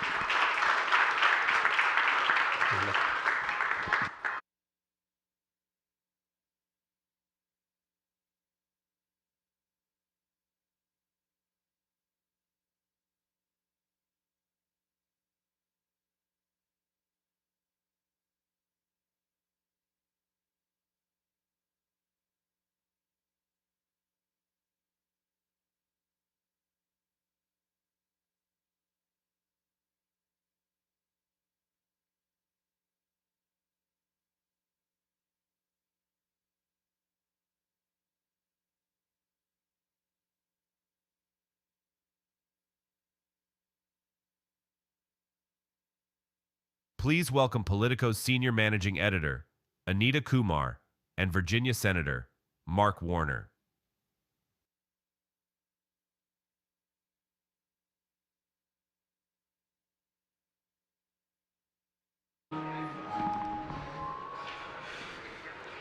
Hi, everybody. Thanks so much for joining us and staying through the day. We really appreciate it. Senator Warner, we're really excited to have you here at Politico. Well, first of all, before we get started, yes, I have to just say something about the last panel. I really like Jim Himes a lot, but it was so much more fun before he and Mike Turner took over the committee, when it was so dysfunctional because it made us on the Senate side look so much better. So, I say that with trepidation. I hope he's, I've got the really good stuff on all the intel side, though. So okay, we'll get to it. I wanted to just tell everybody what we just talked about, which is we've known each other a long time. A long time. I knew Senator Warner when he was Governor Warner, and covered his first Senate campaign in 2008. Mm-hmm. And that was actually my second Senate campaign. Oh, right, because, you didn't win the first. The first campaign was Warner versus Warner, where we had a bumper strip that said, "Mark, not John," that in certain parts of Virginia, as Susan Swecker knows, people looked at that bumper strip and said, was that a biblical reference? Well, folks will remember 2008 was when Barack Obama won Virginia. A Democrat won the presidential race in Virginia. First time in Virginia for 44 years that we voted for a Democrat. Well, we're definitely going to talk about some Virginia politics, my home state. But obviously, you are the chair of the Senate Intelligence Committee, which you just mentioned, and I wanted to ask you a couple of questions about that first. Yesterday, the U.S. intelligence agencies announced that Iran was responsible for recent attempted hacks into the presidential campaigns. And you did issue a statement encouraging Americans to be vigilant about foreign influence. Does the Senate Intelligence Committee have a plan to investigate? What can you all do to really combat this? Well, I echo a little bit of what Jim just said, that, people have not taken this as seriously as we did in the past. We were totally caught off guard in 2016. 2020, actually under Trump, the intelligence community, the social media companies worked well together. It's been harder this cycle. We've got new folks and people in many of those agencies. We had a while there where there was literally no communication between the social media companies and the government before the Supreme Court overrode a case brought by the Missouri Attorney General. And frankly, with artificial intelligence and the willingness of Americans to believe crazy stuff, it's gotten tougher. Now, Iran, Russia, other nation states, they realize, passing disinformation or misinformation or trying to interfere in elections is both effective and cheap. A lot cheaper than buying submarines, tanks, and airplanes. Iran is much more aggressive than it's been in the past. We will see Russia intervene. It's still, I think, an open question about China. And we've had regular updates. We'll have at least one major public hearing with all the social media companies, and we get regular updates from all the intel community. But we have to be ready for when the bad guys try to interfere. The good news is, particularly with AI and deep fakes, we have not seen the level of AI manipulation, at least in the French, British, or European elections that we stopped. So far so good, but we will see more intervention. Is there any legislation or any policy you're looking at pushing to kind of get at this? We on the Rules Committee with Senator Klobuchar and I and others, we've said, maybe we ought to prevent deep fakes in political advertising. We were not able to get that through. The interesting thing about deep fakes is that there are a number of states, including Texas, Tennessee, and others, that have literally prohibited deep fake usage in politics. That would have made more sense at a federal level. We did get an agreement from 21 tech companies back at the Munich Security Agreement that they would at least have voluntary standards. Mm-hmm. The problem is we've not really seen a lot of meat on those standards.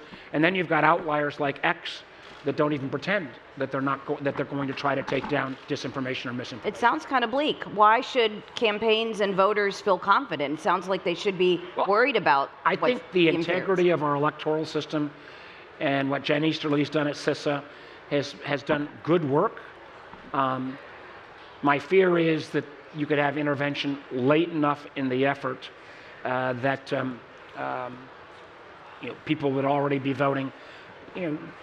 The good news is as well that I think you've seen from Iran attacks both against Trump campaign but also against the Biden effort. Russia is the one that's the most adept, and we just have to be on our guard. Okay. So is there anything that you've talked to the White House about doing, or are we kind of where we are? Again, we need to, if you see crazy information about voting or times or places, we've got to have a willingness to report. We also, frankly, need the social media companies to lean more in when they particularly see evidence of this coming from abroad. Americans have got the right to say whatever they want to each other. We have no interest in trying to restrict free speech. But when you can tell that some of this is originating on foreign sources, we need more forward-leaning. And frankly, it's pretty uneven from the companies. Okay. I want to switch to President Biden. We were talking backstage for a minute there about his speech last night. What did you think? What was your take on it? I think it was a great speech. I think President Biden laid out in great detail his many, many accomplishments. And I think many of those accomplishments have not been fully felt by the American people yet. We've still only spent out about 50 cents on the infrastructure bill. Right. We still haven't gotten to the 98, 99% we'll get on broadband deployment. We've done a lot on $1 trillion on clean energy. I think more of that will actually, that's been committed. It's not been fully spent out. The CHIPS money is yet to be spent out. I think his accomplishments on finally starting to bring down drug cost. And where I sit from the Intelligence Committee, which in ways is almost kind of de facto the Technology Committee in the Senate, he's been taking the lead on calling out our competition with China, particularly on technology. He strengthened NATO. I think the list of accomplishments are huge. And I think that you saw last night the kind of love that Joe Biden gets from at least Democrats in this country. It was widely reported in Politico and elsewhere in early July that you were going to convene a group of Democratic senators, your colleagues, to talk about having Joe Biden step down from the ticket. That meeting didn't happen. Why did that meeting not happen? Did you feel like the message was already out there? Did you all? Anita, I'm going to, we've known each other a long time. I'm still a little bit old-fashioned. I actually think that private conversations with my colleagues are going to stay private. I think Joe Biden has been a remarkable president. I think he, with enormous grace last night, passed the torch to Kamala Harris. I got to know then Senator Harris pretty well. She was on the Intel Committee. Lisa and I have socialized with her and Doug. She tried to teach me a thing or two about tuna melts, which I had to maybe school her a little bit on. But I think the best is yet to come with her. Okay. Did you,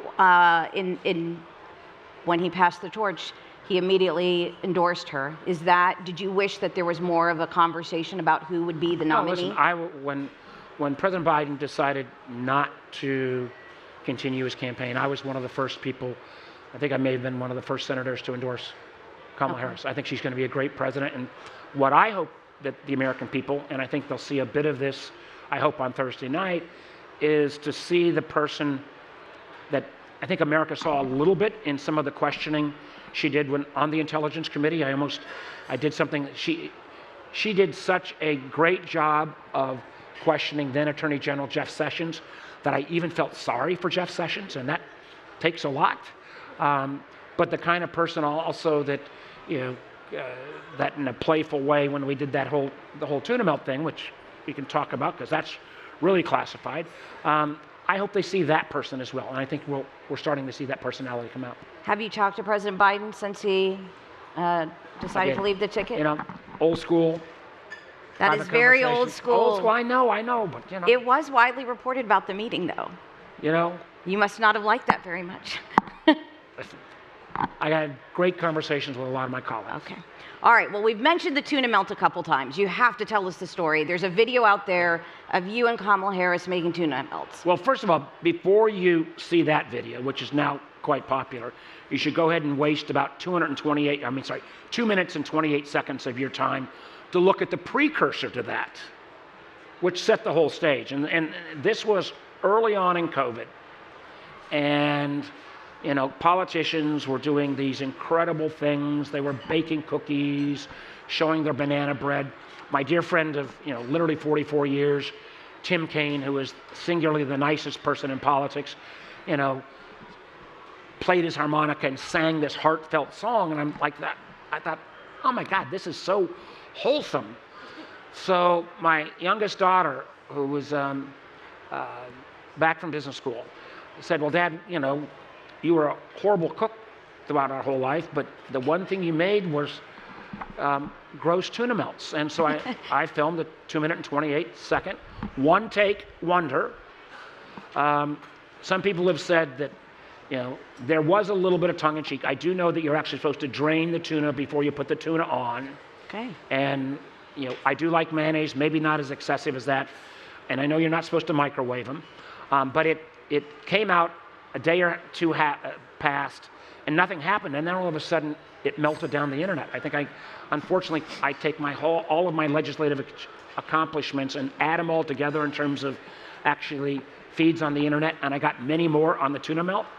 And literally a day or two later, Kamala calls and says, Mark, I got to show you how to make a real tuna melt sandwich. So I got a schooling from not only Kamala Harris, but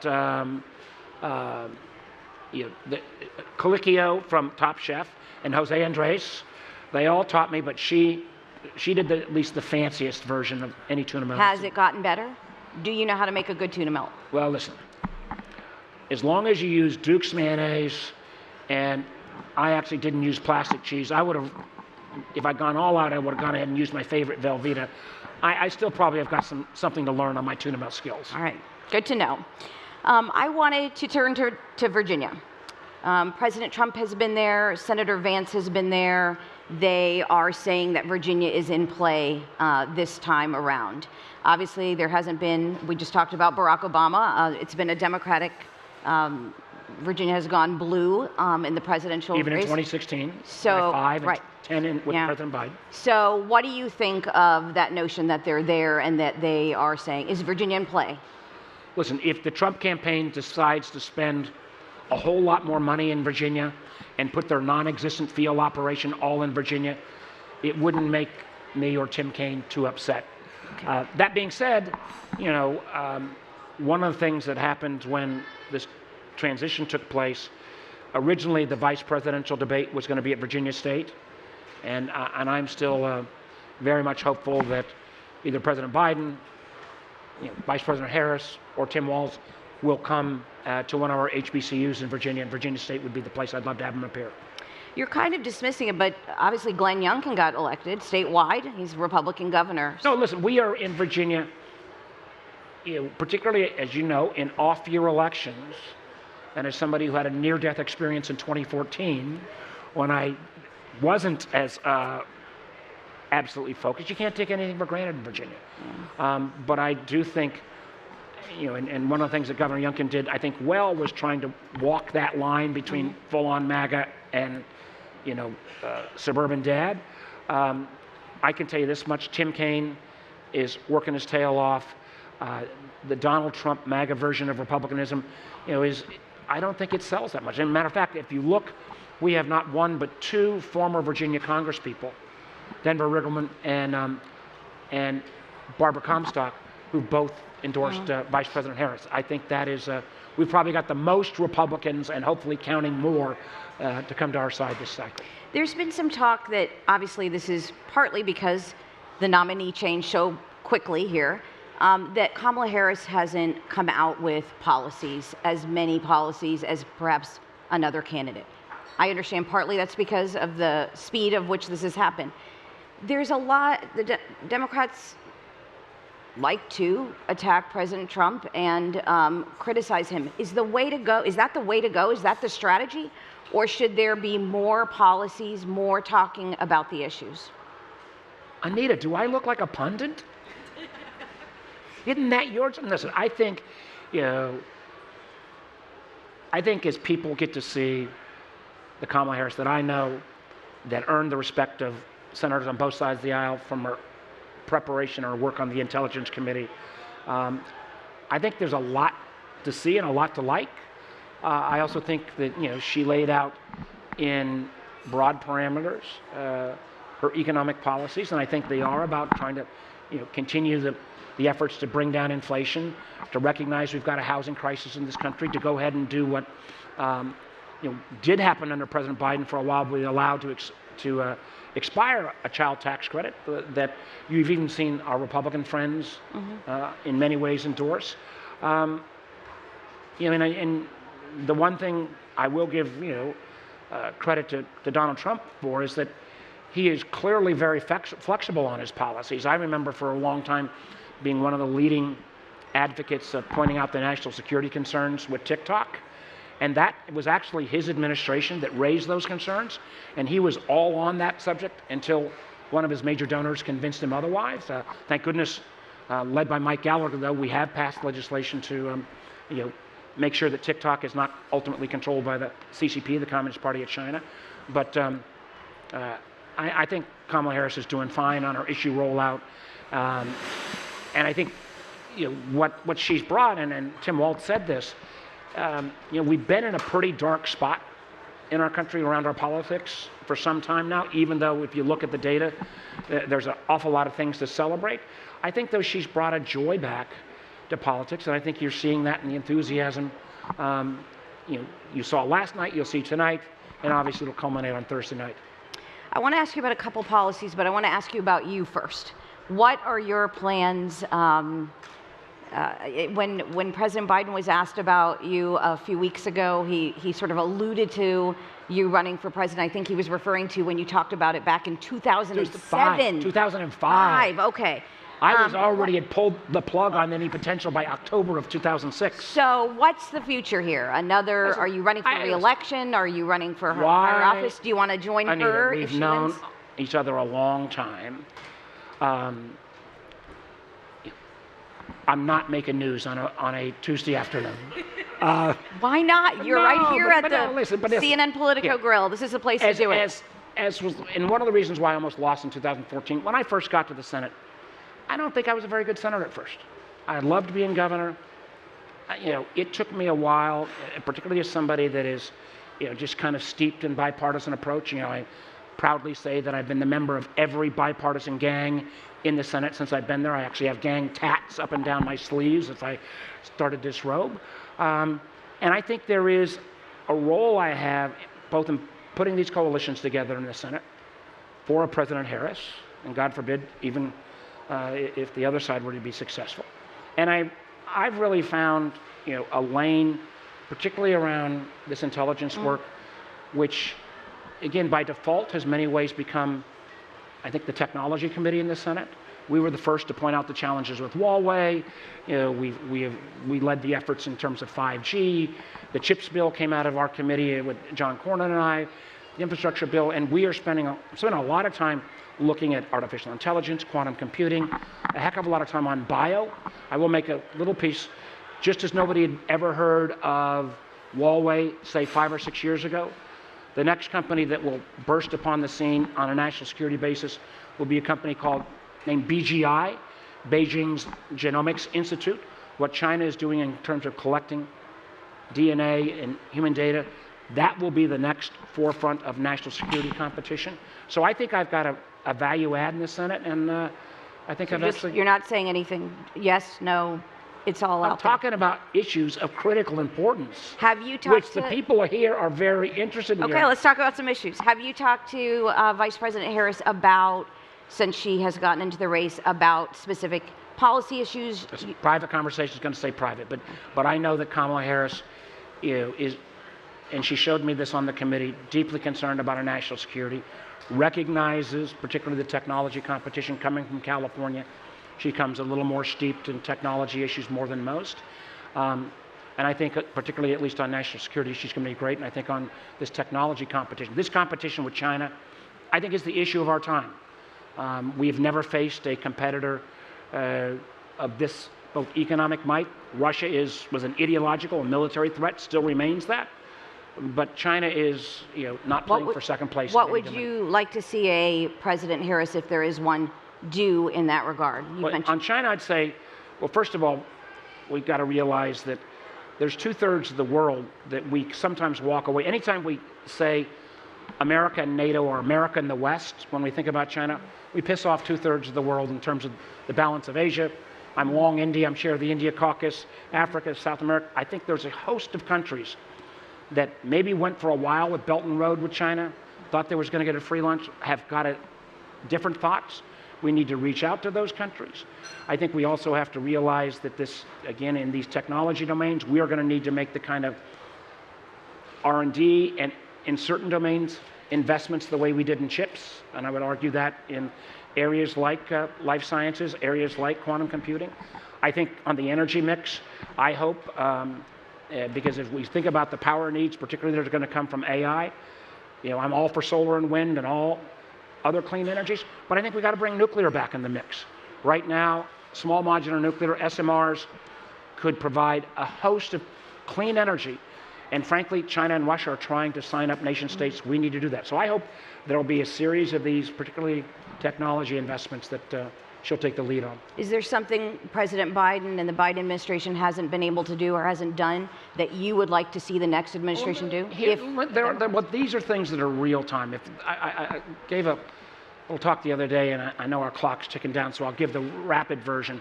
there are certain things I hope that President Biden could do literally before he turns over the keys. One, that again doesn't make a lot of front page news, the election in Venezuela, where the opposition came together and overwhelmingly defeated Maduro.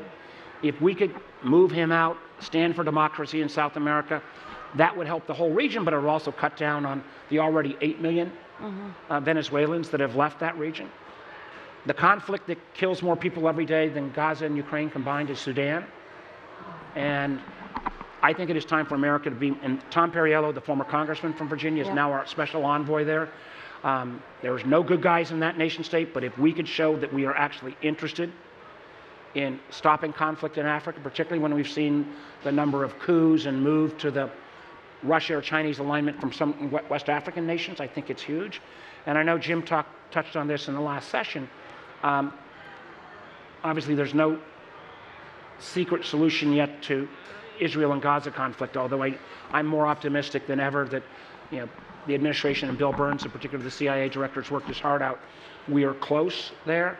But what I think is also happening simultaneously in that region is that nation states like Saudi Arabia and the Emiratis, for their own reasons, particularly because they think our technology is better than China's, and as they think about wanting to become not just petropowers, but literally, UAE is one of the leading nations of the whole world on AI. They want to be in with us.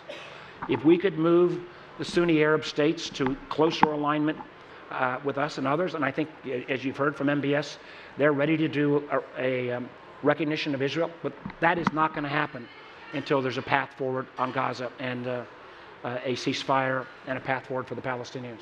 You mentioned Ukraine.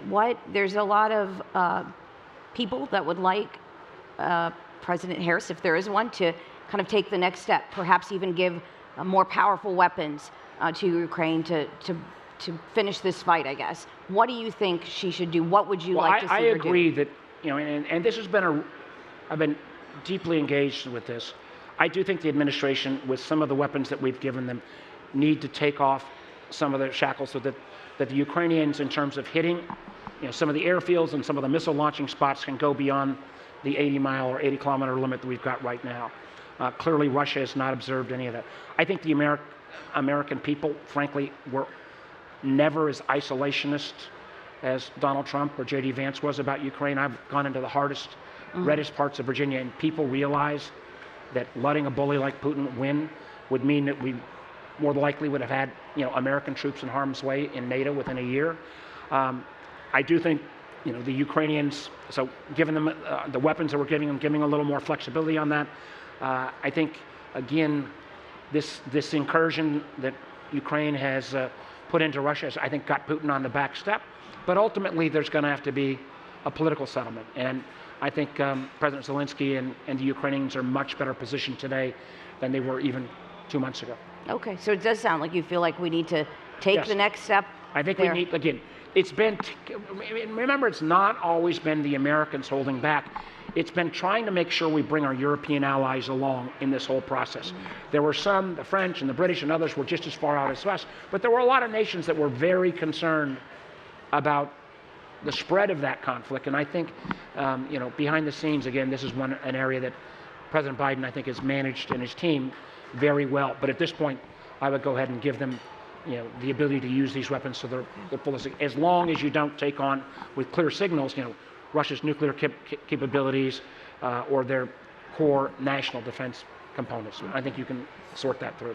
Well, I would love to stay and talk to you some more, hear more about tuna melts, but we are out of time. So I really do appreciate it. It was great to see you again. Great to see you. Yeah. Thanks so much. Thanks so much, everybody.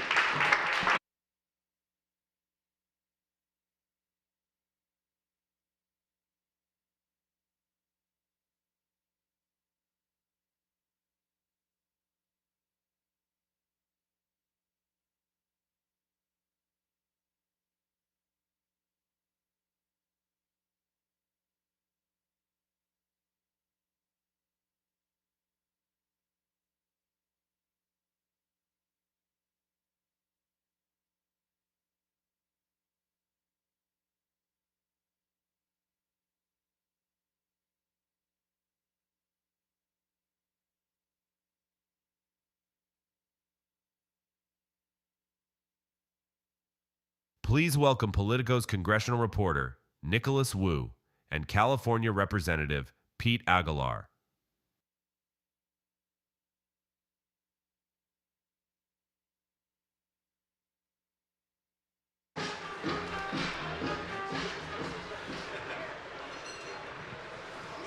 All right, is this thing on? Cool. Hey everyone, I'm Nicholas Wu, Congressman Aguilar. It's great to have you on the Politico stage today. Oh, thank you, Nick. There, yeah. So formal. We have officially started now. I guess so. Yeah. That's great. This looks like a set of a video game. Yeah, right. It really does. I think my kids have this PlayStation game where you're like in the kitchen and you're playing things. It's good. Anyway, Congressman Aguilar is the third-ranking House Democrat and someone we see almost every day in the halls of the Capitol. I hear you were also once an intern around here back in 2000. So big lights on a former intern, huh? Yeah. In 2000, I interned in Washington, D.C., landed back home in Redlands, set my stuff down, and went straight to the Democratic Convention in Los Angeles in 2000. I interned for a guy named Roger Salazar, who's a delegate now for the DNC here from California. Roger worked for the governor of California, Gray Davis. So I started as like an intern here at conventions. I would have been somebody driving a golf cart from, taking a congressman or taking a delegate from point A to point B. Pre 9/11, so we had different access into Staples Center at the time. But it was a lot of fun and a learning experience for me. So to be full circle and to have this opportunity to bring my family to join us here, it's pretty special to me. All comes full circle. So one great thing about live journalism is that we get to react to breaking news. And so right now we're learning that Page 6 and TMZ are reporting that J-Lo and Ben Affleck have broken up. And could get your response to that. Wow. I mean, I feel like I should have a better response being from Southern California. It's unfortunate, but they've done this before. Yeah. So maybe it's just like spinning the wheel and you just wait long enough and maybe it'll come back again. I don't know. All right, now on to the serious stuff.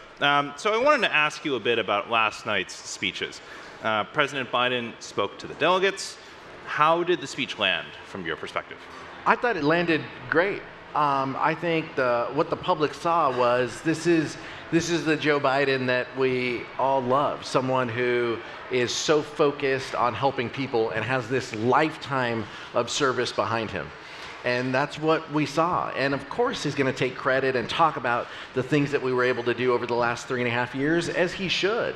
And I thought the reception that the delegates gave him, Joe Biden has been speaking to Democratic conventions for years, and our ability to thank him for his public service for the last 3.5 years, for his selfless decision to allow us to beat Donald Trump again. Joe Biden is going to be remembered for that. He's going to be remembered as the person who beat Donald Trump twice. Once by running in 2000, and once in 2020, and once by not in 2024. Mm-hmm. Now, have you spoken with him at all since he dropped out of the race? I haven't. Okay. What kind of legacy do you think he's left for the party? Oh, I mean, I think in general, I think for the party, he is just a selfless public servant. He was never concerned about how public service was going to affect him. He wanted to, how can he make a difference in people's lives? That's what Joe Biden lived by.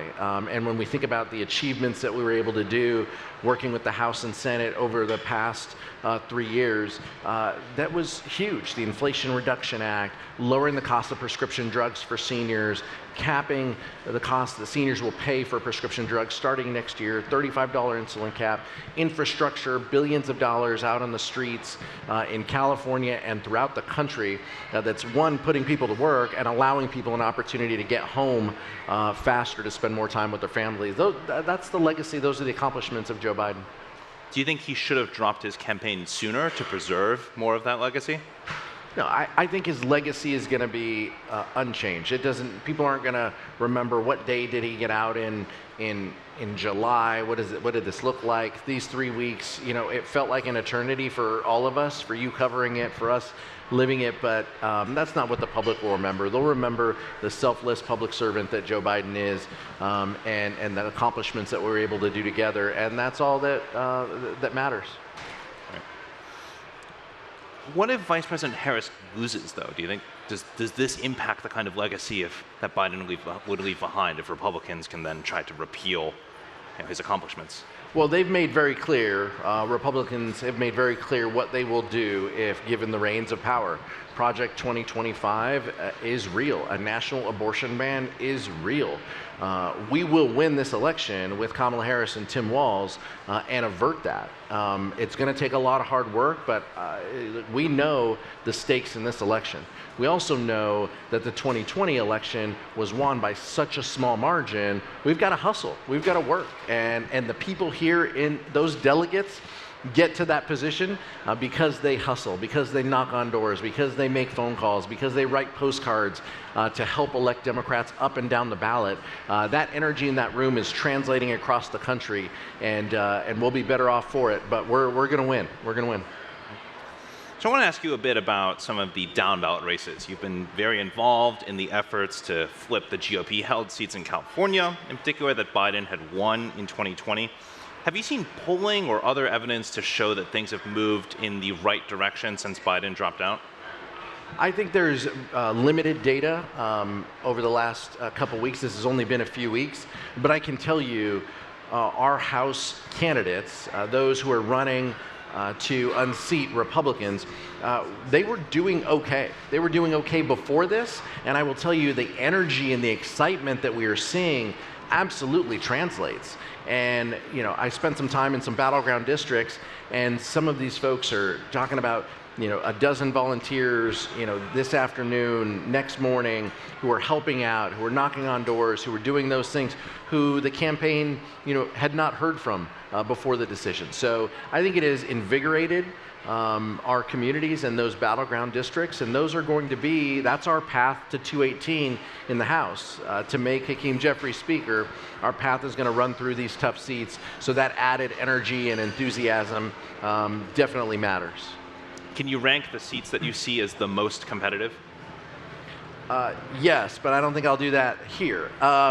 Look, I think Susan DelBene is our field general. She's the DCCC chair. She and her team, the professional team, Julie Mers, to every pod that we have at the DCCC, they are working, they are hustling. My job as a leader in the caucus is to try to help them, it's to help members and to help the team. And so to the extent that means traveling and helping out, raising them a few resources, those are things that we will do because they need to be able to communicate that message. They need to be able to communicate that a Mike Johnson speakership will continue to unwind the progress that we've made on the Affordable Care Act, on reproductive health care, all of those things. That's what this election will be about. Fundamentally, it's going to be about people's freedoms. And you're going to hear that theme a lot over the next 77 days, but that's exactly what's at stake. House Democrats have not lost sight of that. Our candidates have not lost sight of that, and we're going to win. Are you feeling confident that you'll keep all of the open seats? And we've heard some worries about the Katie Porter seat, for example, in Southern California. We've got our protects in our world. We call them the frontliners, right? I was a frontliner. I flipped a Republican-held seat. I know what that's like. The frontliners who we have to return to Congress.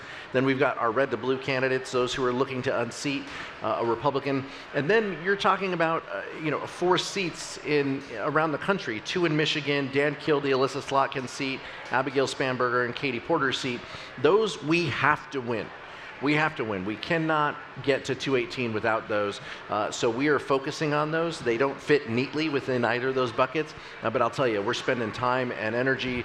Those are great candidates that we have, and we're excited about them. Mm-hmm.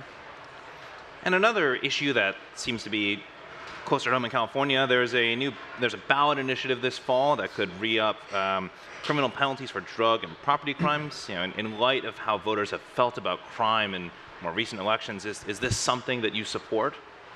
Well, public safety is absolutely a theme that we are not shy about leaning into.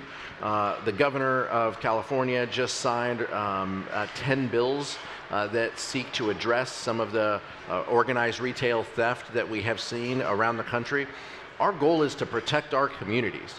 And so to the extent that we can legislate more to do that, we will do that. The governor and the legislature, some of our legislative leaders in California are here this week they are taking that on. But we also have these ballot referendums that you mentioned that are an opportunity for people to exercise their right to put into the Constitution and to pass policies and laws. I haven't read every piece of that, so I'm going to withhold a little bit.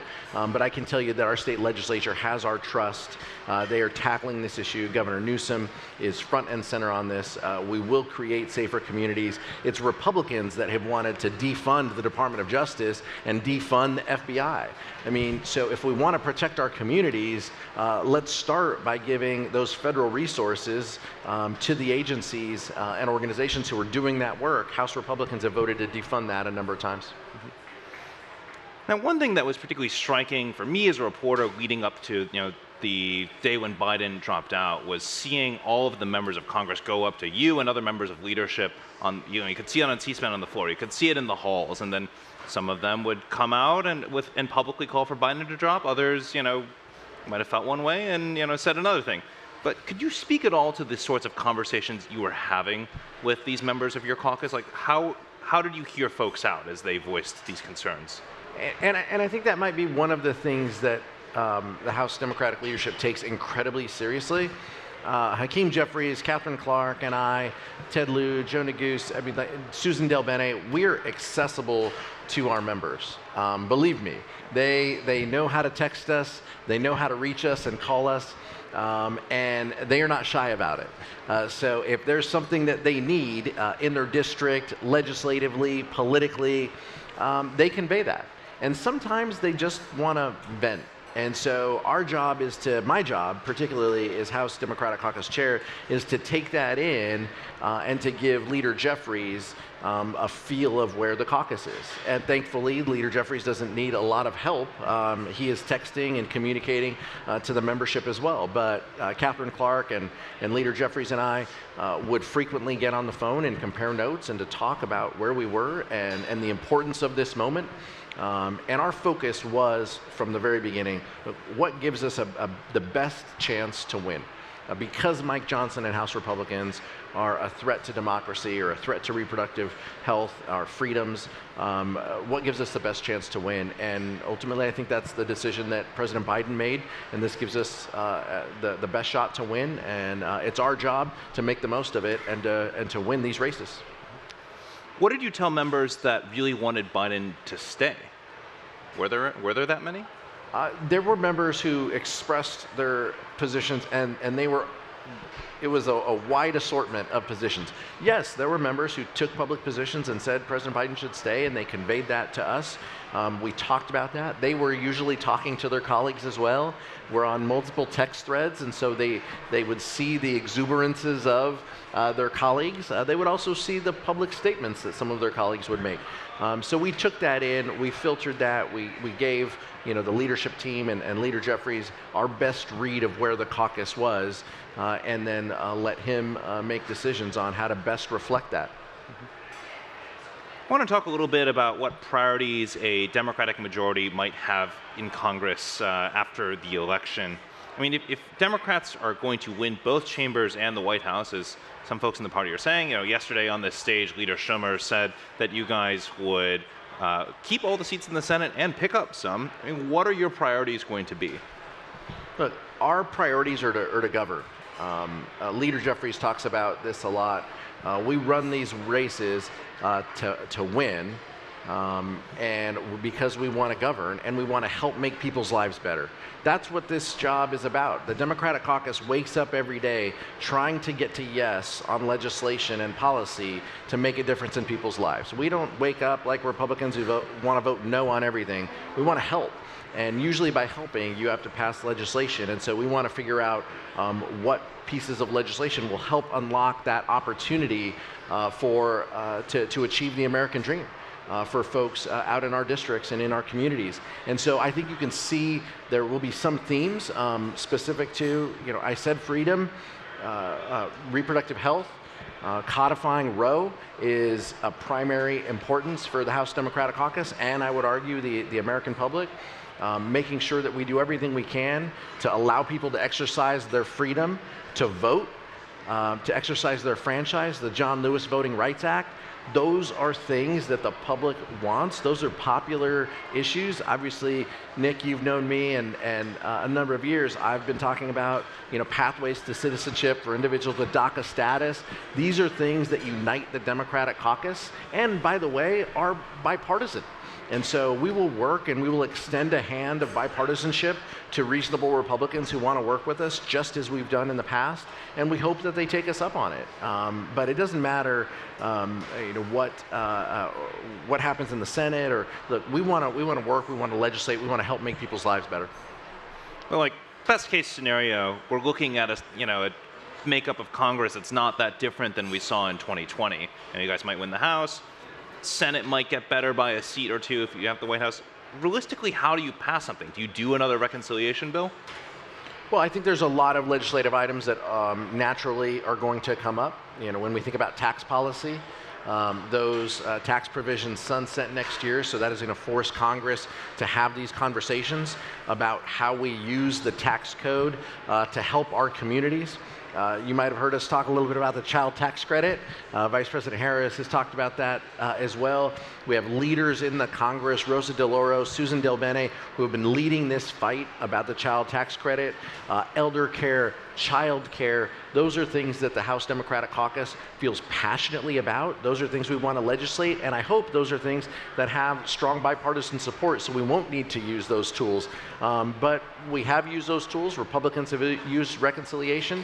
But we want to legislate and we want to help, and our first gut is to work in a bipartisan fashion in order to get that done.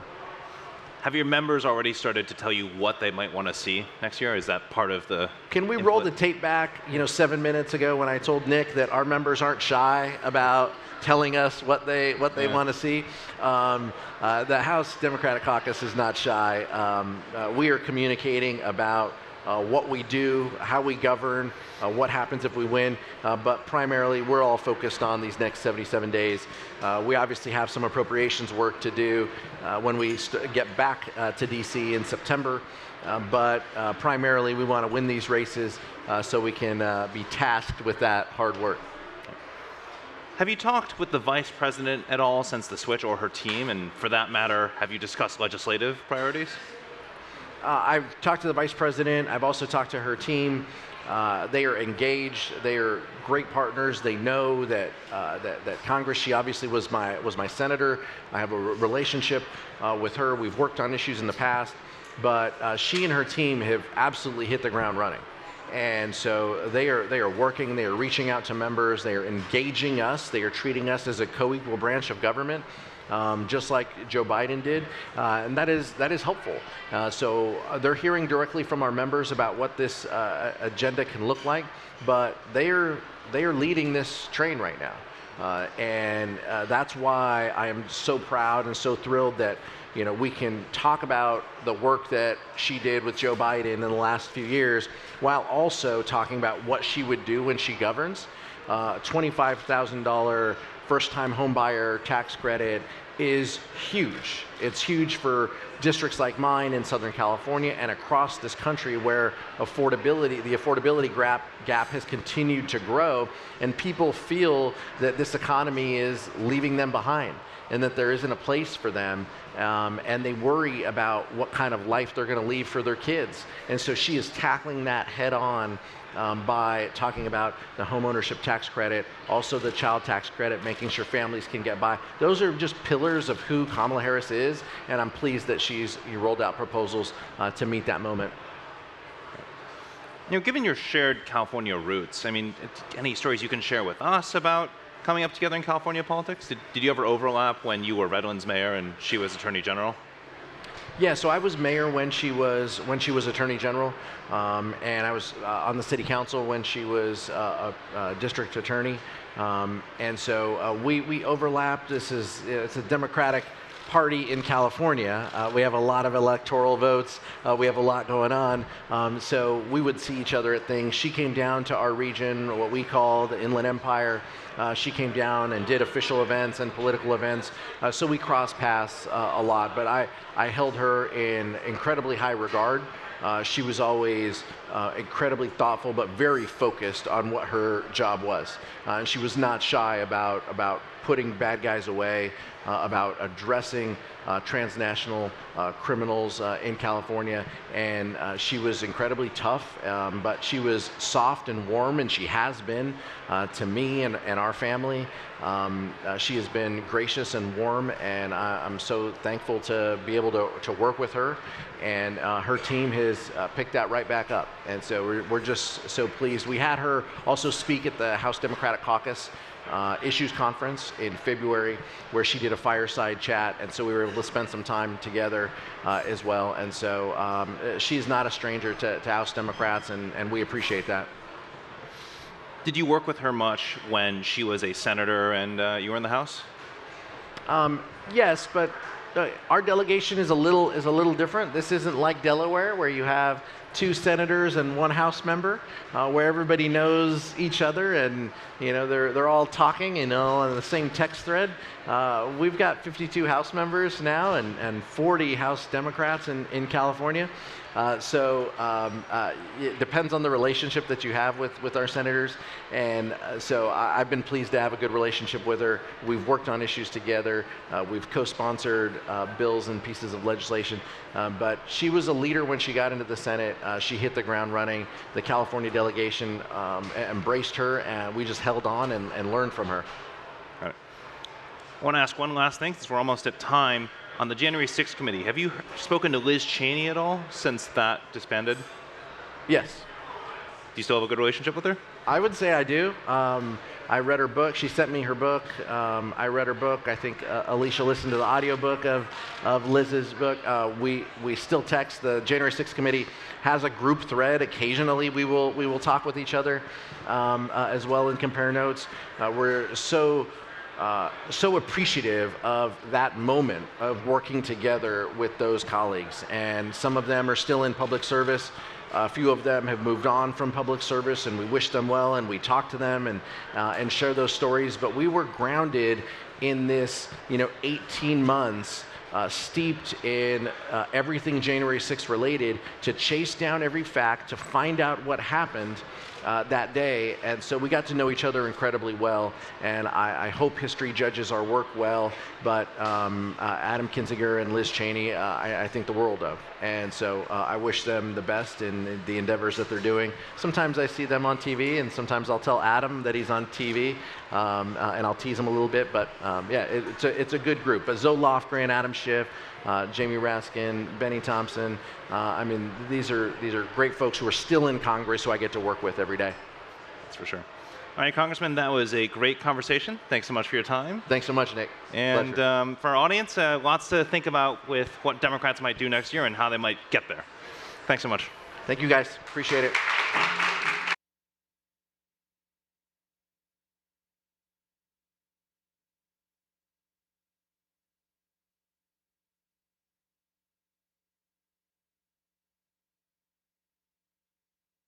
Please welcome United's Vice President of State and Local Government Affairs, Dan Lynch.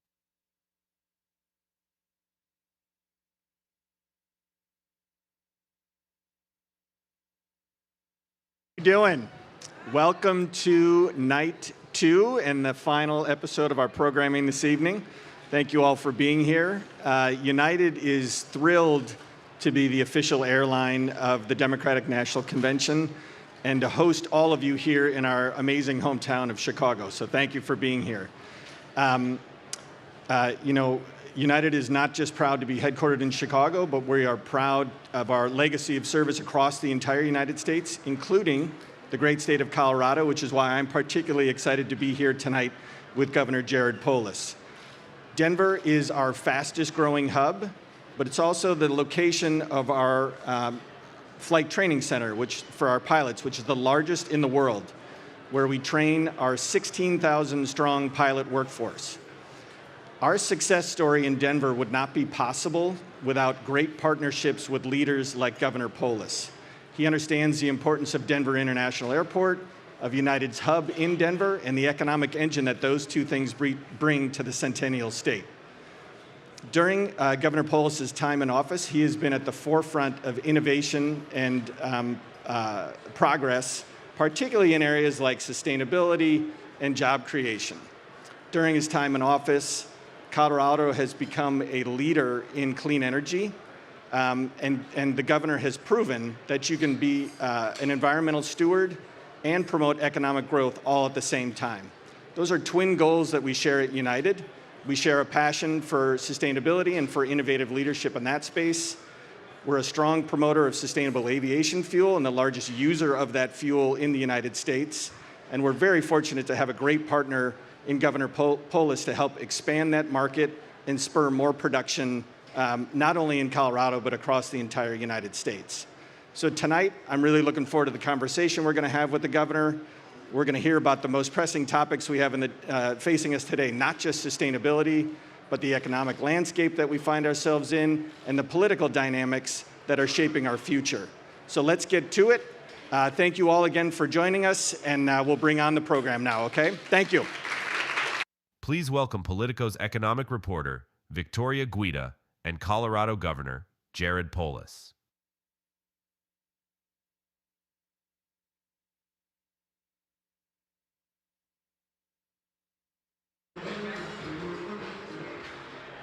Hello, everyone. It's great to see everybody here, and it's great to be here with Governor Polis. This is going to be a great conversation. He's a great person to talk to because not only is he the head of the 15th largest economy in the country, but he's also just recently took over as head of the National Governors Association.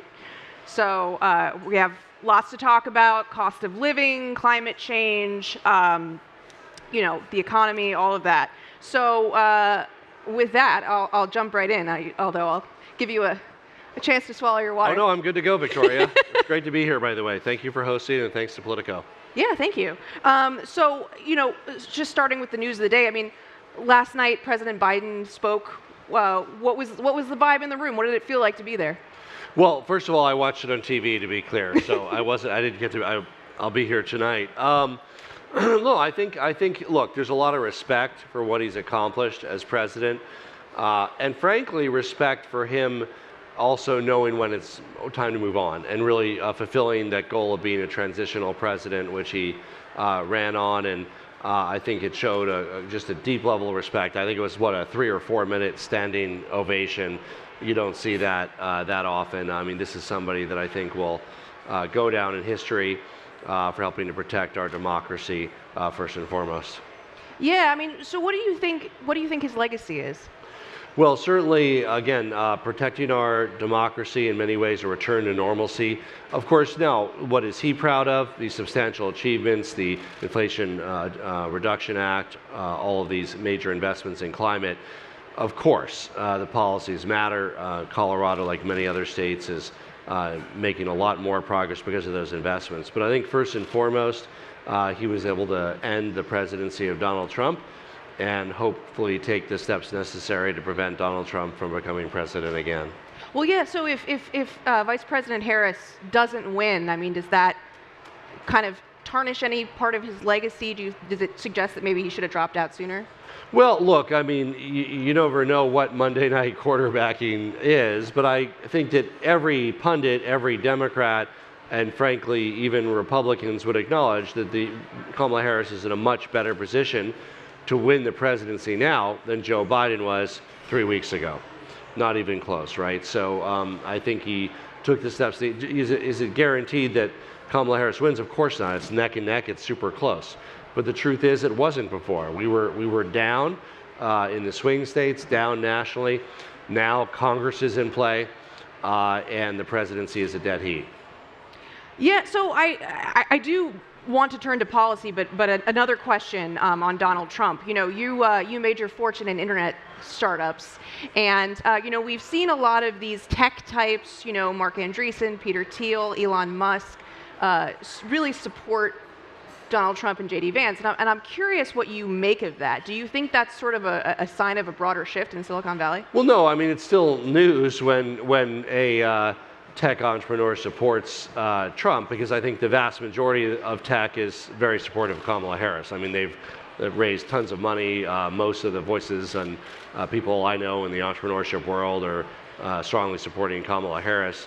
You know, again, policies. they agree and disagree with, I'm sure, elements of both candidates' platforms. But first and foremost, just protecting the integrity of our democracy, free speech, the stability you need to grow a company and raise capital and exit. And frankly, you know, from folks I know in Colorado and California and New York and other states, the vast majority of tech entrepreneurs I see are strongly supportive of Kamala Harris. Did you know her from tech circles? A bit. I mean, I knew her from when she served in the Senate. I was in the House, and of course, as Vice President, I've got to know her better on her visits to Colorado and meeting with her in Washington. So, as I promised, I did want to talk about policy. You're now the chair of the National Governors Association, as I said, just last month, fresh off. Mm-hmm. And you know, you're focusing in particular on education and the workforce. So, what do you think is the biggest role that the government has to play in helping people, you know, skill up for these better-paying jobs? So the National Governors Association is really where all the governors, Republican, Democratic, work together. It's a great environment for collaboration. Governors, like mayors, are really problem solvers at the end of the day. And we're really focused on, let's get ready. How can we better measure the outcomes to make sure we're getting value for our dollar in education? Because if you ask governors, for most states, investing in our schools is the single biggest line item in our budgets. It is for Colorado. Some states it's 20% of their budget, 30% of their budget, single biggest line item. And governors across the board, Republican and Democrat, really care about two things. One, let's get ready. Is it helping the individual learner succeed, right? Is a kid able to enter a pathway that makes sense for them to have a good job that allows them to succeed? And then two, does it work for the economy as a whole? Does it help make our states attractive for companies to locate, attract and retain the people they need to thrive? Attracting and retaining people is one of the top concerns of companies, and we want to make sure that there's that solid partnership there with our schools to make sure that we're preparing the next generation of kids to have good jobs and help power the growth of the private sector. How do you think policymakers are doing, sort of at the state level and the federal level, at dealing with sort of the looming situation of artificial intelligence? I mean, you're a tech guy. How much of that is a threat to the workforce? Well, I think what I'd like to see certainly is a national approach, because when you have 50 states and the territories doing different things, it creates a disincentive to innovate. It makes it harder for tomorrow's garage innovator to have 50 different compliance regimes. It's better for our country to have one. And obviously there's a wide band of exactly what we should do. But frankly, it's more important to have one, as long as it's reasonable, than to have 50 all over the place that just add compliance costs and legal costs and bureaucracy to companies and discourage disruptors and innovators. But are you worried about, you know, the potential if we don't act soon enough to make sure that workers are ready? Well, I mean, look, AI is being utilized in every part of work. We're very excited leaning into it, how we can provide state government services better. But I think that everybody, you know, it can improve jobs and help people in so many different fields. I mean, we're really just scratching the surface. But obviously, the ramifications for humankind are great, and I would love to make sure that it's appropriately looked at and regulated in the right way and not have 50 different compliance regimes. So NGA is also focused on housing affordability, which is a huge topic. You know, Vice President Harris rolled out some policies recently, last week. You know, she wants to have the construction of 3 million new homes. She wants to have, you know, credits for people who are first-time home buyers. So, you know, obviously debates have particularly focused at the local level around getting rid of zoning restrictions, which is something that Vice President Harris specifically called out, you know, getting rid of these state and local regulations. So what have you learned at the state level from, you know, how you balance the state coming in and telling localities what to do? Well, we welcome Kamala Harris's excitement about allowing more housing to be built and easing some of the onerous zoning requirements that have created an artificial scarcity of housing. Like anything, housing prices are a function of supply and demand. In a beautiful place like Colorado, demand is high. The reason that prices went up so much for homes, and the average home price is about $600,000 in the Denver metro area, is because we have artificial constraints on supply. Namely, we don't allow homes to be built, especially the most inherently affordable kinds of homes, which tend to be multifamily, triplexes, quadplexes, accessory dwelling units. So we've really focused on how we can enable more housing to be built. And we've done that at the state level. We now have allow more housing to be built at transit-oriented communities. We have accessory dwelling units by right in much of our state. I think from the average person's perspective, the average voter's perspective, it's not so much about whether this is your mayor, your governor, or your president solving it. It's really about how do you solve it, right? People experience it in different ways. It could be your 26-year-old daughter's living in your basement and can never afford to move out. It could be you're a renter and you want to buy and start building equity, but you can't afford the down payment. It could be you live 40-minute commute from your job because the homes that are only 10 or 15 minutes away you can't afford. So people experience this high cost of housing crisis in many different ways. But I think the solution is pretty straightforward. And I, for one, am less concerned with, just as people are, with who solves it, as long as it gets solved. Well, so, but do you think that there's a potential tension there if the federal government comes in and sort of tries to tell localities what to do? You know, we've already seen a lot of resistance even from sort of the states telling the localities what to do. Do you think there's a role for the federal government? Well, I think, again, we'll have to look at exactly what the policy is. I don't think it's the federal government defining land use. What I assume it is, and I'm sure it will be as they flesh it out, is how do you attach reforms to the many different streams of federal funding that exist. Housing vouchers, capital stack assistance. How do you make sure that those are also done in a way where it is creating market forces that allow for more housing to be created locally, whether it's preferences for competitive grants or whether it's requirements for formulaic funding. Again, without a lot of the details yet, one could reasonably assume that that's what they're talking about, and I'm very supportive of that. Another element of the housing shortage is that we also have climate change that's, pushing people into, more forested areas. And we also have, in your state, wildfires. And so, we've seen insurance premiums spike, and that's raising costs for people also. And so, how are you sort of balancing trying to prevent putting people in harm's way as you're trying to, build up the housing stock, while also, fixing the problem? Well, honestly, the reforms that we are implementing around transit-oriented communities, more housing close to job centers where people live, are very consistent with relieving the pressure on what we call the wildland-urban interface, meaning this is an alternative to exurban sprawl, right? Rather than sprawling into the forests and the mountains, we want more people to have the opportunity with the better quality of life to live close to where their jobs are with easy transit. We don't want the only affordable housing to be an hour commute each way to work, which also has the added disadvantage of putting people potentially in areas that are more affected by fires. So the two are entirely consistent: climate smart planning and affordability, as well as the improvements in people's lifestyles with shorter commute times and more disposable income if they spend a lower percentage of their income on housing, whether they experience that as rent or mortgage. And you also, in your state, you launched a just transition effort around climate change, making sure that workers who potentially, could lose their jobs are in a good place. How's that going? So we have several areas of our state where there are people that work in legacy coal industry. We have coal mines and we have coal-powered plants. Our last coal-powered plant will be closing by 2030. And so what does that mean? We want to make sure that those workers that have powered the energy for Colorado and western states have a very important role in Colorado's future. And so the Just Transition work designates the areas, of course, that are affected by loss of coal mining, coal-powered jobs.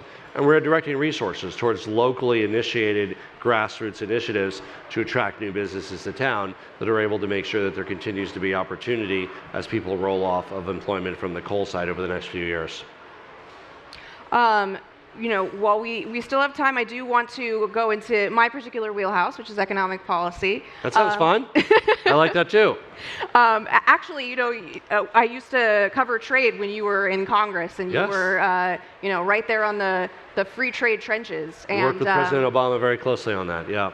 Yeah, and you're still a voice who is free trade in an era when the party is not necessarily supporting it, when neither party is necessarily supporting it? Well, we are more than the other side, but frankly, when you meet with governors, it's a very different tone. Governors see trade as a huge opportunity. Almost to a person, governors are excited to attract investment capital, to help export, in our case, grown in Colorado, made in Colorado products, but other governors feel the same way, whether it's Texas or Indiana or California, and really see trade as a huge opportunity to save people money and to help make sure that we can power the next generation of job creation. So I think if governors were voting on trade, it would be a very different outcome than Congress voting on trade.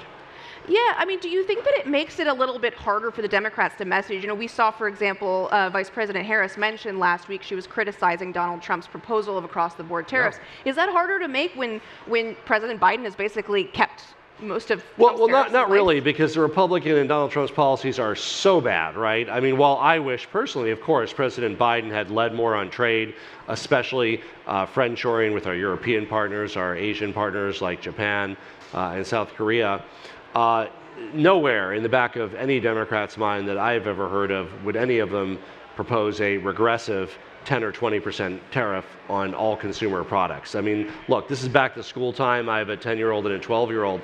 Essentially, everything we're buying at Target for school would cost 20% more under Donald Trump's plan. That's regressive. It hits low and middle income people more. It's a tax increase, and it also destroys American jobs because of the retaliatory tariffs that we put against made in America and grown in America products that would hurt our economy. What about the existing tariffs? We have a lot of new tariffs that have been put in place over the last couple of presidents. Well, would you like to see those? I personally do. I mean, it depends on the tariff. I'm for harsh sanctions against Russia for their aggression in Ukraine. China's complicated. We could talk about China for an hour. I understand the geopolitical and strategic necessity to make sure that key industries of the future are onshored. I would expand that to friendshored, meaning we should really look at our allies. Our Senator Bennett from Colorado has the Americas Act to extend the Mexico-Canada U.S. trade agreement to other hemispheric allies, certainly our European allies, our Asian allies. Again, understanding the strategic need, given the challenges with China, I understand that around chips and high-tech products. But no, I'm for instance have come out strongly against the tariffs on solar panels. All that does is increase energy costs for the American people and slows down our energy transition. So do you have any reason to think that Vice President Harris might have a different approach to these issues than President Biden? Well, I certainly hope that we have the opportunity to really reset on trade and have a strong proactive trade agenda to help export made in America, grown in America produce, support our farmers, support our manufacturing, and support American consumers by saving money. So I hope that the Harris administration, if she's elected, really leans in to helping to establish stronger trade relationships with our partners. I also wanted to talk about taxes. You've reduced taxes at the state level, and we've heard the Democrats, including Vice President Harris, endorse raising the corporate tax rate, potentially raising taxes on the wealthy. So how do you think about these things? Do you think that at the federal level, if we see the corporate tax rate go up, do you think that would have a negative effect on business? So we have cut our income tax rate 3 times in Colorado, twice at the ballot box, which I supported, once through the legislature. That is the same rate paid by individuals and by companies. We don't distinguish C Corps, S Corps, individuals, LLCs.